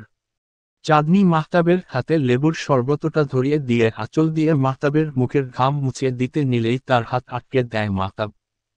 চাঁদনি কিঞ্চিত অবাক হয়, উদ্গ্রীব হয়ে বলে, কি হয়েছে তোমার? অফিসের ঝামেলা হয়েছে। মাহতাব শরবতটুকু খেয়ে বেশ শব্দ করে টেবিলের উপর গ্লাসটা রাখে। তপ্ত শ্বাস ফেলে কর্কশ মেজাজে বলে, চাকরিটা চলে গিয়েছে। চাঁদনি বেশ অবাক হলো। মাহতাব সবসময়ই বেশ কর্মঠ লোক। তার চাকরি যাওয়ার তো কথা না। ব্যতিব্যস্ত হয়ে সে বলল, চাকরি চলে গিয়েছে মানে? কেন? মানুষ কি একজনের ভালো আরেকজন সহ্য করতে পারে? পারে না। যেমন তোমার মা পারেনি চিত্রার ভালো সহ্য করতে, তেমন অফিসের কিছু মানুষ আমার ভালো সহ্য করতে পারেনি। চিত্রার ঘর ছাড়তে হলো আর আমার চাকরি। চাঁদনি বেশ অবাক হলো তার স্বামীর কথায়, বেশ শক্ত কণ্ঠে ও বলল, তুমি কিসের সাথে কি মেলাচ্ছ, মাহতাব? আমার মা তোমার গুরুজন হয়, সম্মান দিয়ে কথা বলো। যে নিজেই নিজের সম্মান রাখতে পারে না, তাকে আবার কিসের সম্মান দিব? হ্যাঁ, তোমার মা বলে তো আর সে অন্যায় করে পার পেয়ে যাবে না, তাই না? মাহতাবের কথায় তুমুল তাচ্ছিল্যের সুর। চাঁদনি হতভম্ব চোখে তাকিয়ে রইল তার স্বামীর দিকে। অবশ হয়ে আসে তার অনুভূতিরা। সে বিধ্বস্ত কণ্ঠে কেবল বলে, মাহতাব। মাহতাব উত্তর দেয় না, গটগট পায়ে বেরিয়ে যায় ঘর থেকে। চাঁদনি কেবল ফ্যালফ্যাল করে তাকিয়ে সেই দৃশ্য দেখে। বনানীর বিলাসবহুল এক ফ্ল্যাটের ডাইনিং রুমে রাতের খাবারের আয়োজনে বেশ তৃপ্তি নিয়ে আহার করছে ছোট এক সুখী ফ্যামিলি। এই পরিবারটা নওশাদের। মা বাবা আর নওশাদকে নিয়েই তাদের ছোট পরিবার। নওশাদ খেতে খেতে তার মা নরিন খাতুনের দিকে তাকিয়ে বেশ আইসি ভঙ্গিতে বলল, মা, তোমাদের কিছু বলার ছিল। নওরিন খাতুন তখন মাছের কাটা বাছায় ব্যস্ত। ছেলের কথায় ছেলের দিকে তাকালে হাস্যোজ্জ্বল মুখ মহিলার। মিষ্টি করে শুধালো, কি কথা? তোমরা আমার বিয়ে নিয়ে উঠে পড়ে লেগেছ, সেই সম্বন্ধেই কথা। নওশাদের বাবা ইলিয়াস খান খাবার চিবুতে চিবুতে বললেন, ও হ্যাঁ, ভালো কথা মনে করেছ। নুরুলদের বাড়ি থেকে তো আর কোনো খবর পেলাম না। আজই না হয় একবার কল দিয়ে জিজ্ঞেস করব। জিজ্ঞেস পরে করো, আগে আমার কথা শুনো বাবা। কি কথা? বাবার প্রশ্নের উত্তর দিতে সামান্য সময় নিল নৌশাদ। অতঃপর বাবা মায়ের দিকে তাকিয়ে বলল, আমরা সেদিন যখন নুরুল আঙ্কেলের মেয়েকে দেখতে গেলাম, সেখানে গিয়ে আমার পাত্রীকে পছন্দ না হয়ে তার বোনকে পছন্দ হয়ে গিয়েছে। নুরুল আঙ্কেলের ছোট ভাইয়ের মেয়েকে। বিয়ে করলে আমি ওকেই করব। নওশাদের কথা শুনতাই খাওয়া থামিয়ে দিলেন নওরিন খাতুন। সে বেশ জোরেই বলে উঠলেন, অসম্ভব। অমন খাটো মেয়েকে তোমার কিভাবে পছন্দ হয়? কেমন বোকাশোকা হাবভাব। আমি রাজি না এই প্রস্তাবে। আমি রাজি, মা। সেটাই কি যথেষ্ট না? ইলিয়াস খান নিজের স্ত্রীর দিকে তাকালেন। নম্র কণ্ঠে বললেন, রাগছ কেন নওরিন? মেয়েটা তো সুন্দরী। আর নৌশাদ যেহেতু পছন্দ করেছে সেহেতু। নওরিন খাতুন খাবার টেবিল ছেড়ে উঠে দাঁড়ালেন। মুখে অগাধ গম্ভীরতা ঢেলে বললেন, অসম্ভব মানে অসম্ভব। মেয়েটার মাঝে কেমন সাদামাটা ভাব। কখনোই আমি ওরে মানব না। আমি তো মানছি, তাহলে তোমার সমস্যা কোথায়? নওশাদও খাবার টেবিল থেকে উঠতে উঠতে মায়ের বিপরীতে কথা বলে উঠল। ছোটখাটো কথা কাটাকাটির এক পর্যায়ে সে ঘর ছেড়ে বেরিয়ে গেল। বাহিরে তখন তুমুল বৃষ্টি। ইলিয়াস খান বারবার পিছু ডাকলেন ছেলের, অথচ সে একটুও দাঁড়াল না। ঠান্ডা মানুষ রেগে গেলে এই একটা ঝামেলা। নওরিন খাতুনও ফুসতে ফুসতে ঘরে গিয়ে দৌড় দিলেন। বৃষ্টির মৌসুম বলে রাতে চিত্রাদের বাসায় খিচুড়ির আয়োজন করা হয়েছে। চেরিকে নিয়ে অহিও এসেছে ওদের বাসায়। মাহতাব এসেছে। একটা হইচই পড়ে গেছে ছোট ফ্ল্যাটটাতে। রান্নাঘরের ব্যস্ত মুনিয়া বেগম। তার হাতে হাতে সাহায্য করে দিচ্ছে চিত্রা ও অহি। তুহিন ও মাহতাব ড্রয়িং রুমে বসে হরেক রকমের গল্প জুড়ে দিয়েছে। বাহারকেও বেশ কয়েকবার আসতে বলার পর অবশেষে সে আসার জন্য রাজি হয়েছে। বাহিরে তখন অঝোর ধারায় বৃষ্টি চড়ছে। অহির ফোনে টুংটাং মেসেজের আনাগোনা। নওশাদের মেসেজ দেখে ওহি আর রিপ্লাই দেয়নি। উদ্দেশ্য হাতের কাজ শেষ করে রিপ্লাই দিবে। এমনেতে সে বিকালে কথার ছলে বলেছিল আজ বাসায় আসব, তবুও নওশাদের অত জরুরি তলবের মানে খুঁজে পেল না সে। বৃষ্টিতে কাক ভেজা হয়ে বাহার যেই না চিত্রাদের বিল্ডিংয়ে প্রবেশ করতে নিবে, সেই মুহূর্তেই তার চোখে পড়ল ফর্সা, সুন্দর পরিচিত পুরুষ দেহের প্রতিচ্ছবি। বাহারের কপালে ভাঁজ পড়ল। অবাক কণ্ঠে বলল, আপনি নৌশাদ না? নৌশাদ এতক্ষণ ভিজে একাকার। সামনের পুরুষটির মুখে হুট করে নিজের নাম শুনে সে বেশ চমকাল। থতমত খেয়ে বলল, হ্যাঁ, আমি নৌশাদ। আপনাকে তো ঠিক চিনলাম না। বাহার ফিচলে হাসল। রহস্য করে বলল, চেনার কোথাও না। তা এত রাতে এইখানে কি? বাহারের প্রশ্নে কিছুটা হোঁচট খেল নৌশাদ। কি বলবে ভেবে না পেয়ে কতক্ষণ আমতা আমতা করল। অতপর কোনো উছিলা খুঁজে না পেয়ে বোকা বোকা কণ্ঠে বলল, অনেক বৃষ্টি তো, তাই এখানে দাঁড়িয়েছি। বনানীতে বুঝি দাঁড়ানোর জায়গা নেই? সোজা ধানমন্ডি এসে পড়েছেন দাঁড়ানোর জন্য। নৌশাদ অবাক হলেন। সামনের ছেলেটা যে তার সম্পর্কে অনেক কিছু জানে তা আর বুঝতে বাকি রইল না তার। মাথা এপাশ ওপাশ ঘুরাতে ঘুরাতে সে কথা খুঁজে বেড়াল। বাহারও ঠাই দাঁড়িয়ে দেখল নওশাদের কাণ্ড। নওশাদকে এখানে দেখে যতটা বিস্মিত হওয়ার কথা ছিল সে ততটা বিস্মিত হলো না, কারণ এর আগে অহির সাথে প্রায় কয়েকবারই সে নওশাদকে দেখেছে। তাই হয়তো নওশাদের এখানে আসার কারণও আজ করতে পেরেছে। বাহারের বরাবরই ষষ্ঠীয় ইন্দ্র বেশ প্রখর। বাহার তাই নওশাদকে স্বাভাবিক করার জন্য বলল, অহির সাথে দেখা করবেন? তাহলে উপরেই চলুন। নওশাদ আবারও থতমত খেল। অবাক কণ্ঠে বলল, আপনি অহিকেও চিনেন? চিনব না? বেশ বুদ্ধিমতী মেয়ে সে। আপনি ভীষণ ভাগ্যবান বলা চলে। বাহারের চেয়ে নওশাদও বোধহয় কিছুটা কম চতুর না। তাই তো সে কায়দা করে বলে ফেলল, আপনি তাহলে অমন ভাগ্য ফেরালেন কেন? এবারও যেন বাহার অবাক হলো না, কারণ সে জানে বাহারের প্রতি অহির যে মুগ্ধতা, সে মুগ্ধতা অহি প্রকাশ না করে থাকতে পারবে না। আমরা যখন একটা মানুষকে ভালোবাসি তখন চাই মানুষটাকে আগলে রাখতে, গোপনে রাখতে।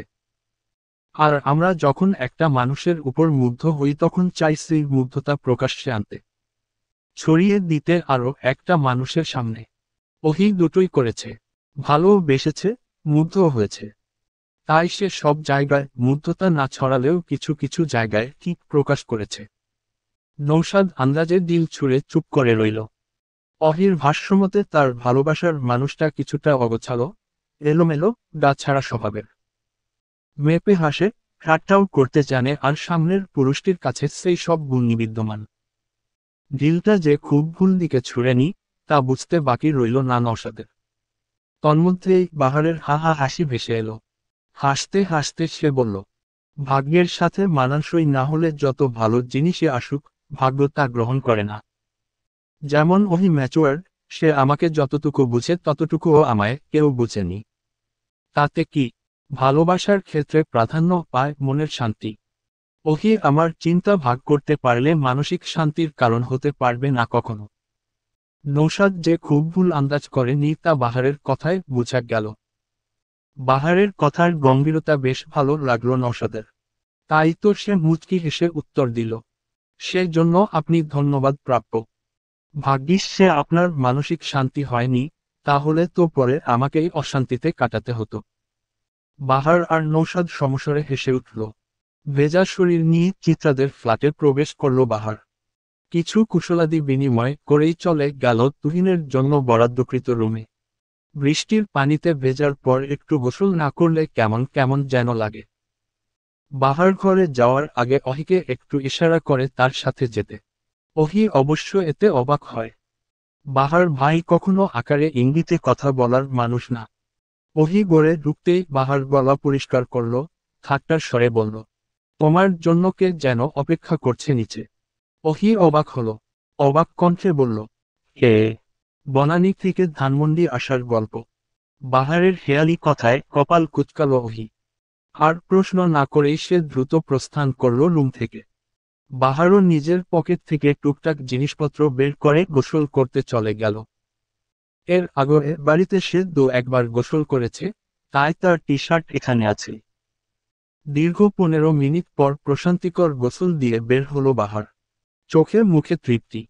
কিন্তু বের হয়েই চিত্রার টলমলে চক্ষু যুগল দেখে সে থেমে গেল। তোয়ালে দিয়ে মাথা মুছতে মুছতে প্রশ্ন করল, কি হয়েছে? চিত্রা উত্তর দিল না, তবে মাথা নিচু করে আগের জায়গায় দাঁড়িয়ে রইল। বাহার এতে কিঞ্চিত বিরক্ত হল। কপাল কুঁচকে বলল, এখানে দাঁড়িয়ে কোন জামাই মরার শোকে কাঁদছ? কাদার জন্য কি বাহিরে জায়গার টান পড়েছে? বাহারের দিকে অভিমানিনী চোখ মেলে তাকালো চিত্রা। হাতের ভাঁজে চেপে রাখা কাঁঠালির রানা খামটা মেলে ধরে তাচ্ছিল্য করে বলল, আপনি তবে আমায় ভালোবাসেন না, বাহার ভাই? চিত্রার হাতে নিজের অতি মূল্যবান খামটা দেখেই সাথে সাথে ছিনিয়ে নিল বাহার। ধমক দিয়ে বলল, কারো জিনিস জিজ্ঞেস না করে ধরেছ কেন?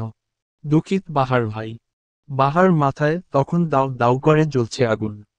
সে জানে চিত্রা জেনে বুঝে ধরেনি, তবুও তার রাগ কমল না। চিত্রা কেবল এই অপরিচিত বাহার ভাইকে দেখল, যার খামের মাঝে ছিল ভালোবাসার বার্তাসহ চিঠি আর একটা নূপুর আর চোখে ক্রোধ। তুমুল বৃষ্টির ছাটে বিরক্ত অহি। আর কিছু অপ্রয়োজনীয় মিথ্যে অজুহাতে বাহিরে এসে নওশাদের দেখা পাওয়ার পর হতভম্ব সে। লোকটার ফর্সা ফর্সা মুখ কেমন লাল হয়ে গিয়েছে। অনেকক্ষণ যাবৎ হয়তো ভিজছে। অহি দ্রুত গিয়ে নওশাদের মাথার উপর ছাতা ধরল। বৃষ্টির অবাধ্যতায় কতখানি ভিজেও গেল সে। বিরক্ত এবং অবাক কণ্ঠে সে প্রশ্ন করল, আপনি এখানে কি করছেন? ঠান্ডায় নওশাদের নাক মুখ বসে যাওয়ার উপক্রম। তবুও অনেক কষ্টে বলল, আপনাকে দেখতে এসেছি। আপনি আমাকে দেখতে বনানী থেকে ধানমন্ডি এসেছেন। বনানী থেকে ধানমন্ডির দূরত্ব জানেন তো? আপনি বনানী থেকে ধানমন্ডির দূরত্ব দেখছেন অথচ আমার ভালোবাসার গুরুত্ব দেখছেন না। এ কেমন অবিচার আপনার? দয়া করে না হয় একটু দয়া করুন, আমায় নিয়ে ভাবুন, আমায় একটু না হয় ভালোবাসুন। নওশাদের কণ্ঠে তুমুল আকুলতা। অহি বিরক্ত হল। এমন পাগলামো কিংবা বাচ্চামো তার কখনোই পছন্দ না। তবুও লোকটা এসব করছে। অহিকে চুপ থাকতে দেখে কথা বলল নৌশাদ। আকুতি করে বলল, আমার প্রতি কি আপনার একটুও মায়া হয় না? না, হয় না। প্রশ্নের জবাবে অহির কাঠোকাঠ উত্তর। নৌশাদ তপ্ত শ্বাস ফেলল। ভারিক্কি গলায় বলল, তাহলে এখনই এখান থেকে যান। আমার ভালোবাসার প্রতি যার দয়া নেই, তার যেন আমার প্রতিও কোনো করুণা না হোক। নওশাদের কথার এই আকাশ পাতাল পরিবর্তনে প্রায় থতমত খেয়ে গেল অহি। স্তম্ভিত হয়ে বলল, কি করছেন? টিনেজারদের মতন আচরণ করবেন না। ভালোবাসার আচরণের আবার পার্থক্য আছে নাকি? ভালোবাসা পাওয়ার জন্য আমি গম্ভীর কিংবা টিনেজারও হতে রাজি। আমার এসব পছন্দ না কিন্তু। তাহলে চলুন, বিয়ে করি। নওশাদের হঠাৎ এমন প্রস্তাবে অহি কিংকর্তব্যবিমূঢ়। কথা বলার ভাষা খুঁজে পেল না। কেমন হতভম্ব চোখে তাকিয়ে রইল। অদ্ভুত কণ্ঠে বলল, কি? চলুন না, বিয়ে করে ফেলি। অহি গোল গোল চোখে তাকিয়ে রইল। এই মুহূর্তে নৌশাদ ফাজলামো করছে বলে তো মনে হয় না, কিন্তু কথাটা যে সত্যি সত্যি বলছে তাও বিশ্বাস হচ্ছে না। বনানী থেকে এই রাতে ছুটে এসেছে কি কেবল এই কথাটা বলার জন্য? এত পা গলাতে চিন্তা। অহি তপ্ত শ্বাস ফেলল, শীতল কণ্ঠে বলল, যেখান থেকে আসছেন সেখানে ফিরে যান। এসব করে আমার মনে বিরক্তের সৃষ্টি করছেন, তাছাড়া আর কিছুই না। কোথায় ফিরে যাওয়ার কথা বলছেন? যেখান থেকে এসেছি সেখানে ফিরে যেতে হলেও আমার আপনাকে চাই। আমাকে চান? কেন চাইবেন? ভালো লাগে বলে? না, ভালোবাসি বলে। নওশাদের সহজ স্বাভাবিক উত্তরে অহির তেজের ভাটা পড়ল। হাল ছেড়ে দেওয়া ভাবে বলল, আচ্ছা মানলাম ভালোবাসেন বলে। তা ভালোবাসলে কি পেতে হবে এমন কোনো কথা আছে? ইতিহাসে এমন কতই তো হয়েছে যে তুমুল ভালোবাসার পরও একজন আরেকজনকে পায়নি। তাহলে আপনারই কেন পেতে হবে? ইতিহাসে বিচ্ছেদ ছিল বলে আমিও অপ্রাপ্তি রাখব তা ভাবছেন কেন? বারবার ইতিহাসের পুনরাবৃত্তি ঘটাতে হবে তারও কোনো মানে নেই। ইতিহাস যারা রটেছে তারাও মানুষ। তারা নাহর রটেছে অপ্রাপ্তির ইতিহাস, আমরা নাহর রত্ব প্রাপ্তিটা। আমায় পেয়ে কি আর এমন হবে বলুন? আমাকে এখন হয়তো ভালো লাগছে, কিন্তু একসাথে সংসার করার পর আর নাও ভালো লাগতে পারে। আপনাকে পেলে তেমন কিছুই হবে না। কেবল পাওয়া না পাওয়ার এই পৃথিবীতে আপনাকে পেয়ে গেলে আমার সব পাওয়া হয়ে যাবে। এমন একটা অনুভূতি মাখানো কথা শোনার পর আর কথা খুঁজে পেল না অহি। বিরক্ত দেখাতে গিয়ে দেখল কি আশ্চর্য, তার বিরক্ত লাগছে না। তবুও সে মিছে বিরক্তের ভাব ধরল। নাক মুখ ফুলিয়ে চলে গেল নিজের বিল্ডিংয়ে। নৌশাদ পেছনে থেকে চিল্লিয়ে বলল, আপনি বিয়ের জন্য রাজি না হলে আজই আমি বৃষ্টিতে ভিজে ভিজে আমার জান দিয়ে দিব। অহি গোপন হাসলে মুখ ভেঙচি দিয়ে বলল, বৃষ্টিতে ভিজলে কেউ মরে না। ভিজতে থাকুন। বৃষ্টিতে না মরলেও আপনার ওই হাসিতে ঠিকই মরেছি। অহি আর পিছু ফিরল না, চলে গেল নিজের ফ্ল্যাটে। নৌশাদের কথাটা সে নেহাতি হাওয়ায় উড়িয়ে দিল। ভাবল নৌশাদ হয়তো মজা করেই বলেছে। কিন্তু অপরদিকে নৌশাদ নাছোড়বান্দা তা যে জানা নেই রমণীর। মন খারাপের আকাশে বিদ্রোহ ঘোষণা করল অভিমানেরাও। চিত্রা বাহারের তীক্ষ্ণ কথা হজম করে চুপ করেছিল। কিন্তু তার চেয়েও বেশি তাকে চুপ করিয়েছে বাহারের আনা অন্য কারোর জন্য নূপুর আর চিঠি। চিঠিটা পড়তে পারেনি, তবে যতটুকুই দেখেছে মুগ্ধতা ভরা ছিল। কারোর জন্য খুব যত্নে লিখেছিল চিঠিটা। বাহার চিত্রাকে ছাড়াও অন্য কারো কথা চিন্তা করছে ভাবলেই অষ্টাদশীর বক্ষ মাঝে তুমুল তোলপাড় শুরু হয়। প্রিয় মানুষের ক্ষেত্রে আমি একটু বেশিই স্বার্থপর হই। সব ভাগ করা মানুষটাও প্রিয় মানুষের ভাগ সহ্য করতে পারে না। কিন্তু বাহার ভাইকে তা জানিয়ে লাভ নাই। মানুষটা তো এমনই, অনুভূতি বুঝলেও প্রকাশ্যে তার মূল্য দেয়নি কবু। অথচ সেই বাহার ভাইয়ের জন্যই অষ্টাদশীর এত হাহাকার। ভরপেট খাওয়া দাওয়ার পর ড্রয়িং রুমে ছোটখাটো একটা আড্ডার আসর বসল। কিন্তু চিত্রার মন বসল না সে আসরে। সে কাজের নাম দিয়ে উঠে চলে গেল। তখনও প্রকৃতিতে ভরা বর্ষণ। বারান্দার ছোট ছোট শিকের জানালা গলিয়ে হাত ভিজাতে পারছে না বলে চিত্রার মন আরো খারাপ হলো। কেবল দেখে যেতে হলো নিবিড়ে সেই বর্ষণধারা। তন্মধ্যে চিত্রা নিজের পেছনে কারো উপস্থিতি অনুভব করল। মানুষটাকে দেখার আগেই মানুষটার গম্ভীর পুরুষালী কণ্ঠ ভেসে এলো। ভালোবাসা যখন মানসিক শান্তি না হয়ে মাথা ব্যথার কারণ হয়, তবে নির্দ্বিধায় বলা যায় সে ভালোবাসার মানুষটি ভুল।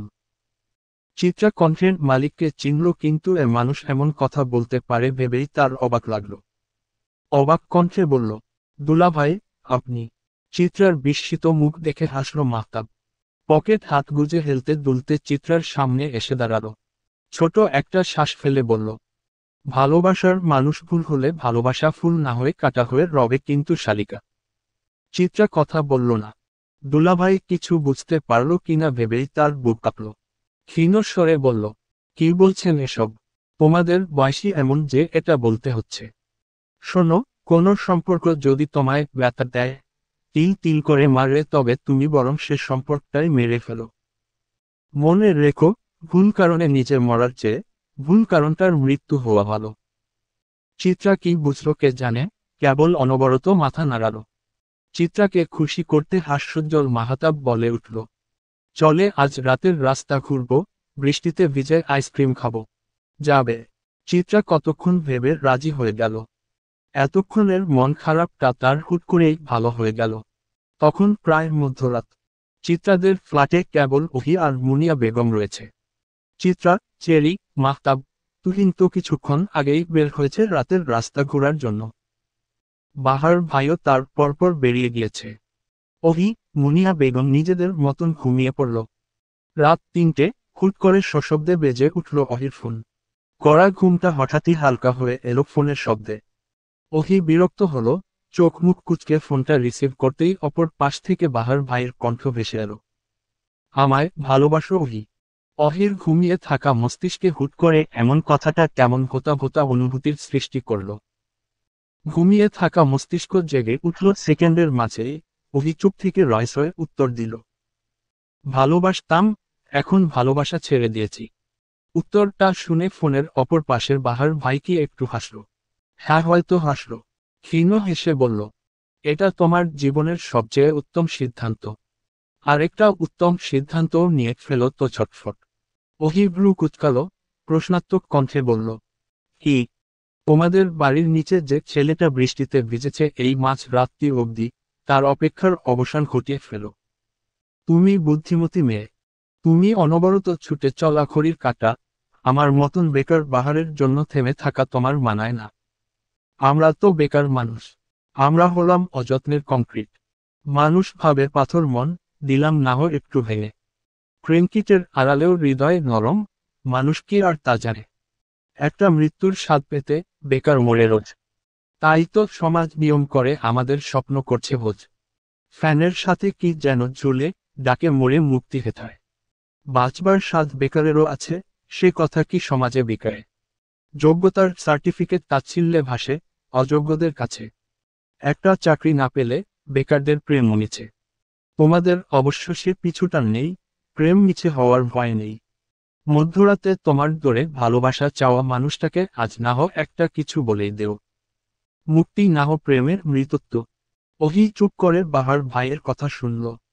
অপর পাশ থেকে কলটা কাটতেই সে ওড়নাটা জড়িয়ে সাবধানে ফ্ল্যাটের দরজা আটকে নিচে নেমে গেল। তখনও বৃষ্টি পড়ছে বিরতিহীনভাবে।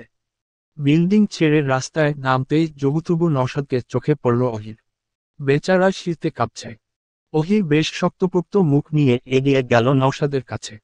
শক্ত কণ্ঠে বলল, আপনি না গিয়ে এখানে দাঁড়িয়ে ভিজছেন। এসব করে আপনি কি বোঝাতে চাচ্ছেন? আমায় বিয়ে করে নিলেই তো পারেন। বাঁচিয়ে নিন না আমায়। অহির মুখে তুমুল কাঠিন্যতা। কর্কশ কণ্ঠে বলল, আমার জন্য যে ছেলেটা মধ্যরাত অবধি এমন পা গলামো করতে পারে তাকে ফেরানোর সাধ্য আমার নেই। এত রাতে কাজী অফিস খোলা থাকবে তো? নৌশাদ ভেবেছিল এবারও বরাবরের মতন প্রত্যাখ্যান আসবে, কিন্তু অহির কথায় সে হতভম্ব। নৌশাদের হতভম্ব ভাব দেখে অহি ঠাট্টা করে বলল, বিয়ে কি করবেন না? শহীদ হওয়ার ইচ্ছে এখনো আছে। তুমুল বর্ষণ মাথায় নিয়ে অনাকাঙ্ক্ষিত ভাবে হয়ে গেল নৌশাদ আর অহির বিয়ে। বেশ সাদামাটা এবং অপ্রত্যাশিত ছিল মধ্যরাতের সেই বিয়েটা। আর সবচেয়ে অবাক হওয়ার বিষয় হলো, বাহার ভাই ছিল সে বিয়ের প্রধান সাক্ষী। নৌশাদ যে এত দ্রুত সব ব্যবস্থা করতে পারবে তা অহির ধারণার বাহিরে ছিল, কিন্তু তবুও সে নর্বে অনুভূতি নিয়ে শক্ত করে সেই মানুষটার হাত ধরেছিল। যা হবে দেখা যাবে তার ভিতরে উপস্থিত। আর সবটা সম্পূর্ণ হওয়ার বড় ভূমিকা বাহার ভাইয়ের। ওহি কাজী অফিসে বাহার ভাইকে সব প্রস্তুতি নিয়ে দাঁড়িয়ে থাকতে দেখে জিজ্ঞেস করেছিল, বাহার ভাই, আপনি সিওর কিভাবে ছিলেন যে বিয়েটা আমি করতামই? বাহার তখন মুচকি হেসে বলেছিল, মানুষ বরাবরই ভালোবাসার কাঙালি। যখন কেউ সেই ভালোবাসা উজাড় করে দেয় তখন খুব কম সংখ্যক মানুষই তা ফেরাতে পারে। ঘৃণা দেখেও চুপ থাকা যায়, কিন্তু ভালোবাসা দেখলে তার বিপরীতে ভালোবাসতে ইচ্ছে হয়। আর আমি তোমাকে প্রথমে কেন জিজ্ঞেস করেছিলাম আমায় ভালোবাসো কিনা বলো তো? আমি তোমাকে কিঞ্চিত ভাঙার চেষ্টা করেছি যেন তুমি খুঁটি শক্ত করে ধরো। আর আমি সক্ষম। বাহারের কথায় চুপ রইল ওহি। ভালোবাসবে না করেও আরো একবার ভালোবাসলো বাহারকে। শেষ। এরপর আর মানুষটাকে ভালোবাসা হবে না। আর মুগ্ধ হওয়া হবে না মানুষটার উপর। মনে একজন রেখে আরেকজনের সাথে ঘর করা যে পাপ। আর ওহি সে পাপ কখনো করবে না। মনের মানুষকে নাহ মন থেকে চিরতরে বিতাড়িত করবে। এরপরেই খুব নীরবভাবে হয়ে গেল একপাক্ষিক ভালোবাসার বিচ্ছেদ এবং আরেকটা একপাক্ষিক ভালোবাসার সন্ধি। প্রকৃতির নিয়মই এটা, কোথাও ভাঙবে সে আবার কোথাও জোড়া লাগবে। সওদাগর বাড়িতে মুখ থমথমে ভাব। সেই বাড়ির সকল সদস্য চিত্রা, তুহিনও সহ আজ সে বাড়িতে এসেছে। নওশাদের বাবা মাও এসেছে। বাড়ির সবচেয়ে ঠান্ডা মেয়ে এমন একটা কাজ করতে পারে তা যেন কারো বিশ্বাস হচ্ছে না। সবাই কেবল বিস্মিত নয়নে তাদের দেখে যাচ্ছে ঘণ্টাখানেক যাবৎ। প্রথম কথাটা আফজাল সওদাগরই বললেন। গম্ভীর কণ্ঠে সে অহির দিকে তাকিয়ে শুধালেন, তোমার যদি নওশাদকে এতই পছন্দ হয়েছে, আমাদের বললেই তো পারতে। আমরা তোমার পছন্দ কখনো অপূর্ণ রাখিনি। বড় চাচাকে বাড়ির বাচ্চারা বরাবরই বেশ পছন্দ করে। তাই মানুষটার কথার বিপরীতে অহি কোমল হয়ে বলল, আমার পছন্দের সব তোমরা পূরণ করেছ তা আমিও মানি। তাই বলে আমার ভালোবাসার সব পূরণ করবে তা তো না। সেই সংশয় থেকেই এমন কাজ করা। অহির উত্তরে আফজাল সওদাগর তপ্ত শ্বাস ফেললেন। কিন্তু পরের কথাটা উচ্চারণ করলেন অবনী বেগম। কাঠ কাঠ কণ্ঠে বললেন, তোমার ভালোবাসাও আমরা অপূর্ণ রাখতাম না। ও তাই নাকি? সাইকোলজি পড়তে চেয়েছিলাম যেটা আমার ভালোবাসা ছিল, তোমরা ভর্তি করিয়েছিলে বাংলায়। ৬-৭ বছরের আমি আবদার করেছিলাম তোমাদের সাথে থাকার, ঠাঁই হয়েছিল আমার হোস্টেলে। এভাবেই পূরণ করতে তাই না? মেয়ের তাচ্ছিল্য মাখা কণ্ঠে মাথা নত হয়ে আসে অবনী বেগমের। মেয়েকে সে যখন হোস্টেলে দেয় তখনও তার কাছে জীবনের মানে ভিন্ন ছিল। আজকের অবনীর আর তখনের অবনীর পার্থক্য অনেক। কিন্তু মানুষ তা আর জানল কই? অভি, তোমার মায়ের সাথে এভাবে কথা বলছো কেন? নুরুল সওদাগরের গম্ভীর কণ্ঠে অহির তাচ্ছিল্য ভাব আর বিস্মৃতি লাভ করল। খুব করে মানুষটাকেও দুটো কথা শোনাতে ইচ্ছে হলো কিন্তু সে শোনাল না। যতই হোক, নৌশাদ এবং তার বাবা মা সওদাগর বাড়ির মেহমান। তাদের সামনে এমন আচরণ শোভনীয় না। নওশাদের বাবা মা এতক্ষণ চুপি ছিল। সওদাগর বাড়ির কথা কাটাকাটি থামার অপেক্ষায় ছিলেন হয়তো তারা। তাই তো সওদাগর বাড়ির মানুষদের কথা থামতেই মুখ খুললেন নওশাদের মা নওরিন। তুমুল আশ্চর্যের সাথে সে প্রশ্ন করলেন, নওশাদ, তুমি হুট করে এমন সিদ্ধান্ত কেন নিলে? হুট করে তো নেইনি, মা।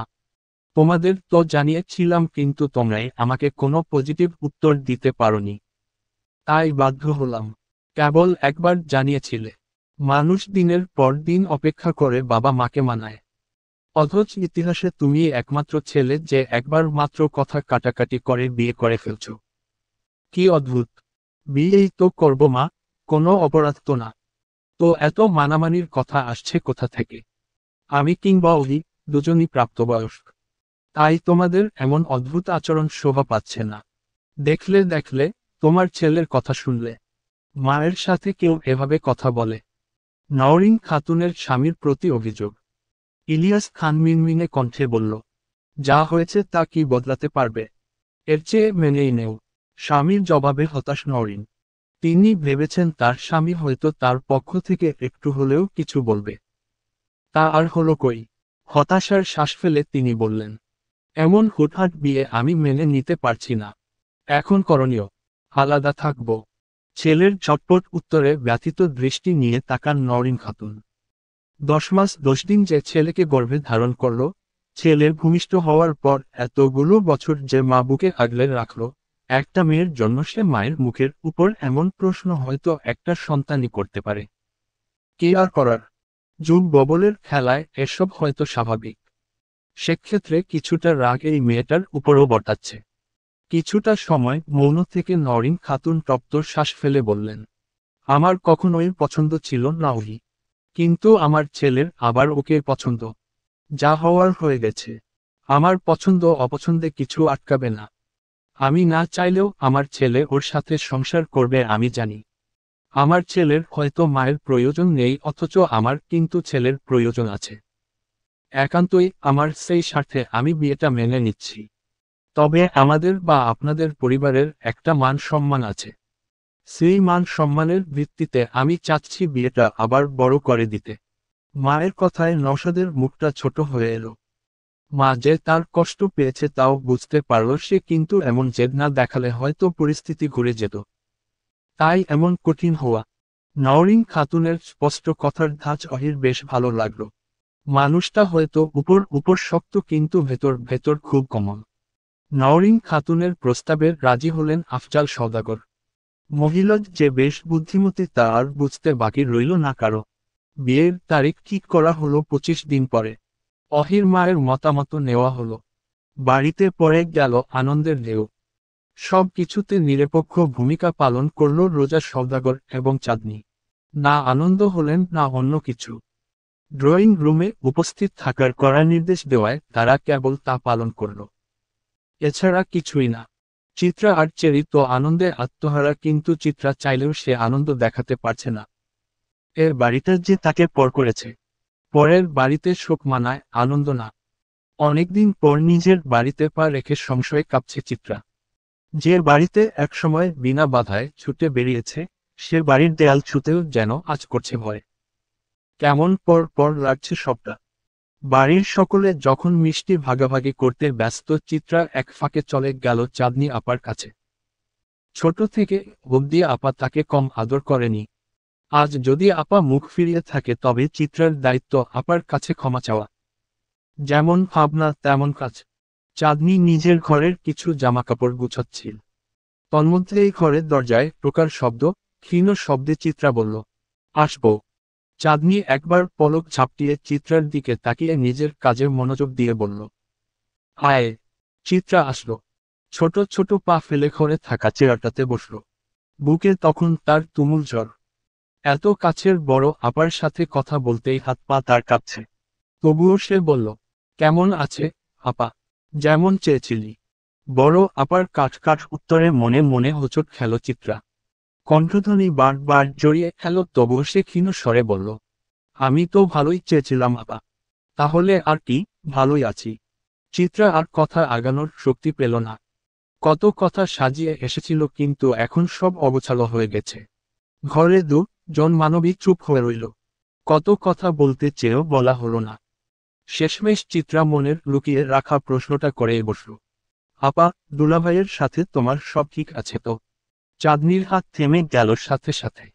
কিন্তু উত্তরটা সাথে সাথে এলো না। এলো 2-3 মিনিট পর। হৃদয়ে ছাড়খাড় করা উত্তর সেটা। চাঁদনী আপা অসহায় কণ্ঠে বলল, আমার মায়ের রাগ আমার উপর না মিটালেও পারতি। আমি তোমায় ইচ্ছে করে কষ্ট দিতে চাইনি বড়াপা। চিত্রার মাথা নত হয়ে এলো। বড় আপা তাচ্ছিল্য করে বলল, এত জোরে ধাক্কা কি মানুষ অনিচ্ছাকৃত দেয়? আমার তো জানা ছিল না। বড় আপার কথায় চিত্রার চক্ষুদ্বয় বড় বড় হয়ে গেল। অবাক কণ্ঠে বলল, আমি তো ধাক্কা দেইনি তোমায়, কেবল হাত ছাড়া দিয়েছিলাম। থাক সেসব কথা। আমি তবুও দোয়া করি, তুই যেন তোর স্বামীর সন্তান নিয়ে সুখে থাকিস। বড় আপার দর আড়ালে কি গোপন অভিশাপের ছোঁয়া ছিল? চিত্রার মনে কেমন খচখচ করল বড় আপার কথা। সে তো আপাকে ধাক্কা দেয়নি, তাহলে? তন্মধ্যেই নিচ থেকে হইচই ভেসে এলো। নুরুল সওদাগরের কণ্ঠ শোনা যাচ্ছে তুমুলভাবে। চিত্রা এবং চাঁদনী অপেক্ষা না করেই ছুট লাগাল। বাহার ভাইয়ের ঘর ফাঁকা। তার অবহেলার বিছানা শূন্য। পড়ার টেবিলে যত্নের বইগুলোও নেই। বাহার ভাইয়ের অস্তিত্ব চিলেকোঠার ঘরের কোথাও নেই। মূলত নুরুল সওদাগরের চেঁচামেচির কারণ এটা। চিত্রা কেবল ফালফাল করে শূন্য ঘরটায় তাকিয়ে রইল।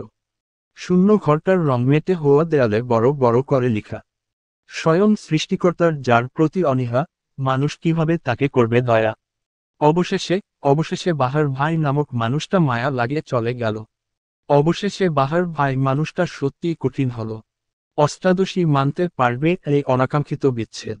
চলবে।